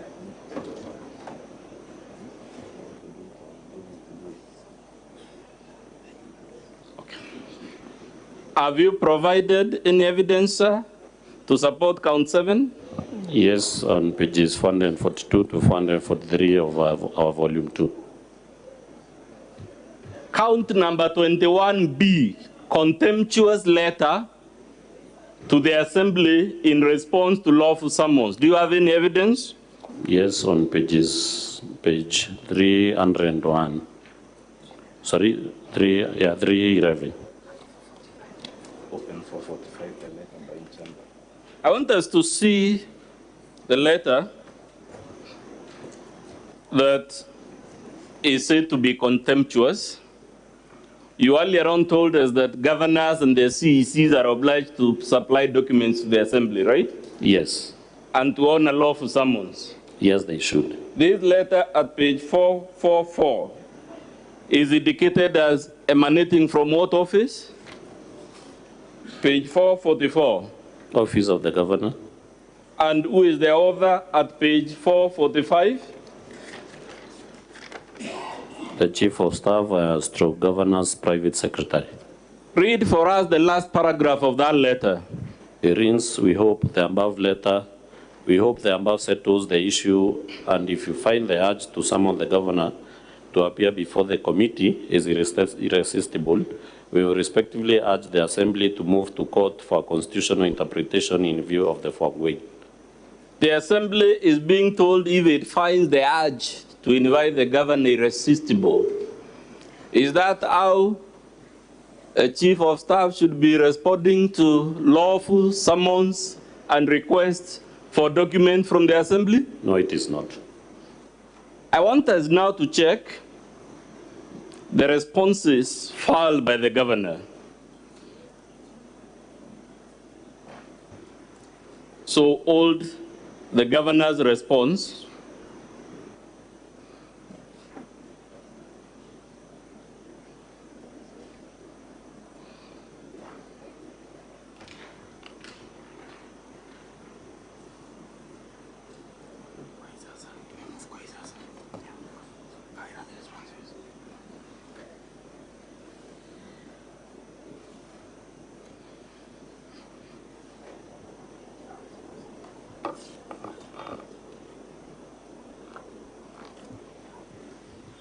Governor Kawira says some of the charges before the Senate were in previous impeachment motions. To the best of your knowledge, does the law permit the county assembly to reintroduce previous charges?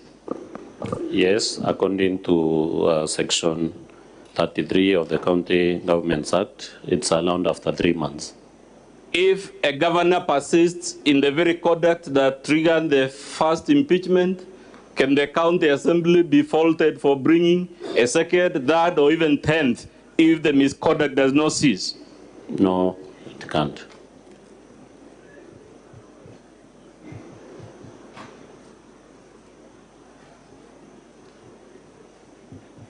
The governor has talked about a curse, or rather a traditional oathing ritual at paragraph 6 of our response,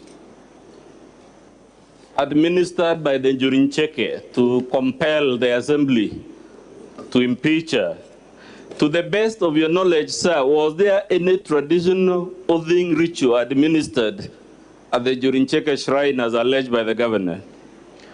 No, because I was at that event and it was a tree planting occasion led by the Cabinet Secretary for Environment and also the Cabinet Secretary for Agriculture was present. So this was a tree planting event. Was it a Jurincheke event? Of course not. It was an event spearheaded by the Ministry of Environment. As to the best of your knowledge, sir, does the Jurincheke administer oaths in the presence of non-members? It doesn't, and I can attest to that because I'm a member of the Jurincheke. Does the Jurincheke administer oaths in the presence of children? No, because they are not members of the cultural association. Were there children in this event alleged to have been an oathing ceremony? They were present. But Mr. Mawere, let's assume for argument's sake, the Jurincheke somehow got intermingled in this matter. would you expect the Jurincheke to be concerned if Meru is in a perpetual and apparently insoluble crisis? They should, because it's a highly respected council of elders, and it has no problem, or it is not prohibited from indulging in matters that affect the great people of Meru. The governor says all these things we alleged against are acts of other officials who should bear their own responsibility. What is your response to that? Sorry? The governor at paragraph 12 of our response tells the Senate that this litany of complaints you have against her relates to acts and omissions committed by other county officials. Are these other county officials in the governor's office? Yes, they are. Are some of them the governor's immediate siblings? Yes, they are. Do governors actually always act in person, or they act through junior officers? They act through junior officers, of course, appointed by the governor, and others employed by the County Public Service Board. So if governors in practice do most of their work through delegation to county officials, is it a valid defense to say it wasn't me? It isn't a valid defense. Do we have instances in our response where she relies on acts of county officials, but when it is not convenient, she says it wasn't me? Yes, they are there. Should she have it both ways? When it suits her, the acts of the county officials should be considered. When it doesn't suit her, they should not be considered. She can't have it both ways. Can a governor be heard to say that millions upon millions of county funds paid to our own sister, the secretary of our own chief of staff in our own office, that she somehow was aloof and shouldn't take responsibility for that? The governor can't allude to that. The governor says the MCAs have no issue with her at paragraphs 4, 1, 8, and 16, and that you and your colleagues are acting under internal, external influence and intimidation to facilitate a political scheme. Is that correct? That is not true. Is she the foremost peacemaker in Meru, as she says at paragraph 17 of her defense? It has been illustrated she's not. She says the public participation was a sham. Has she identified any specific shortfall of that public participation? None.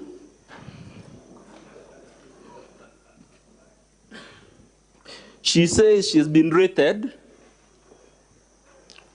among the top 10 best performing governors in Kenya. What is your response?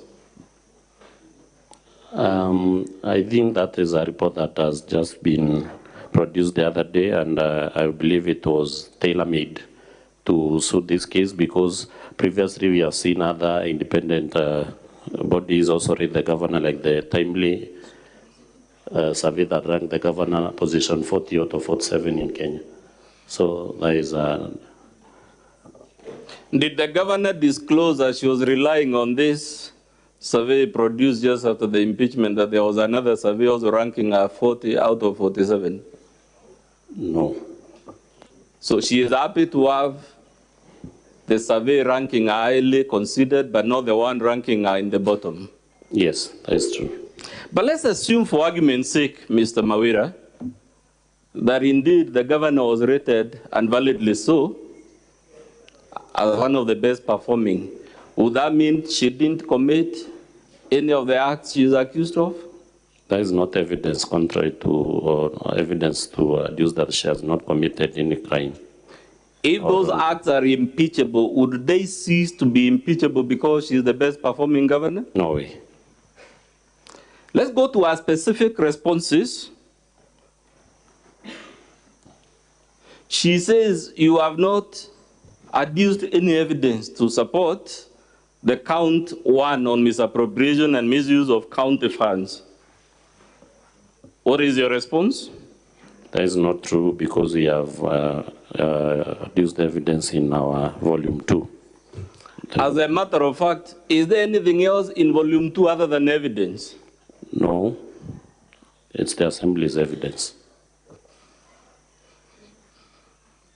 She says Salesio Mutuma is misrepresenting and misreading the entries on the IFMI's report.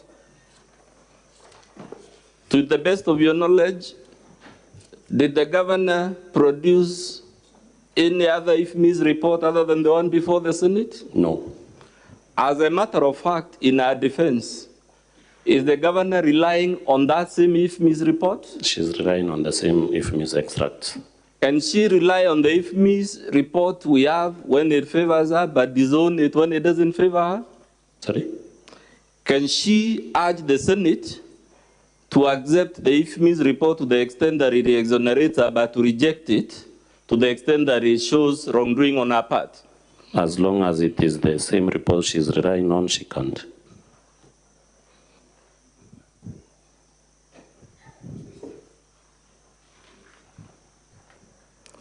She says she did not use her relatives to embezzle public funds. Did we take the Senate through millions upon millions of shillings taken by our relatives as prepayments? Yes, we have already taken the Senate through that part of the evidence. She says the matter is before EACC. I don't know, another matter is in court, another matter is in some other forum.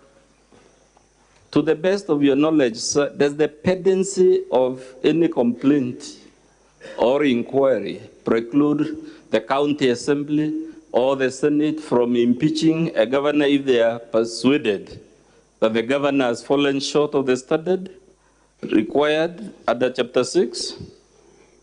No, because the Assembly's oversight role doesn't depend or is not conditioned on what the ACC is doing. And also, I believe the Senate's powers. Would you consider the governor to be sufficiently proximate to all these persons who withdrew 78 million shillings from the county irregularly? Yes, they are close, people who are very close to the governor. Why do you say they are very close? Some are relatives and the others work in an office that is under the office of the governor. A governor who is unaware that the 78 million shillings has been siphoned from the county, would that strike you as a diligent governor? No. Would that strike you as a competent governor? Of course not. How many times does the secretary to the governor's chief of staff appear on the IFMI's report receiving prepayments contrary to PFM laws? How many times? She appears 87 times. 87 times? Yes. And the total amount paid to her regularly per that IFMI's, whose authenticity is not an issue, is how much? 21,868,944 shillings. How many times does Lydia Nkatha appear? The one you say as an entanglement with the chief of staff? 8 times. 8 times. Does withdrawn how much? 3,606,400 shillings. The governor has produced some vouchers and impressed, and indeed our answer is that these payments to our sister were impressed. She takes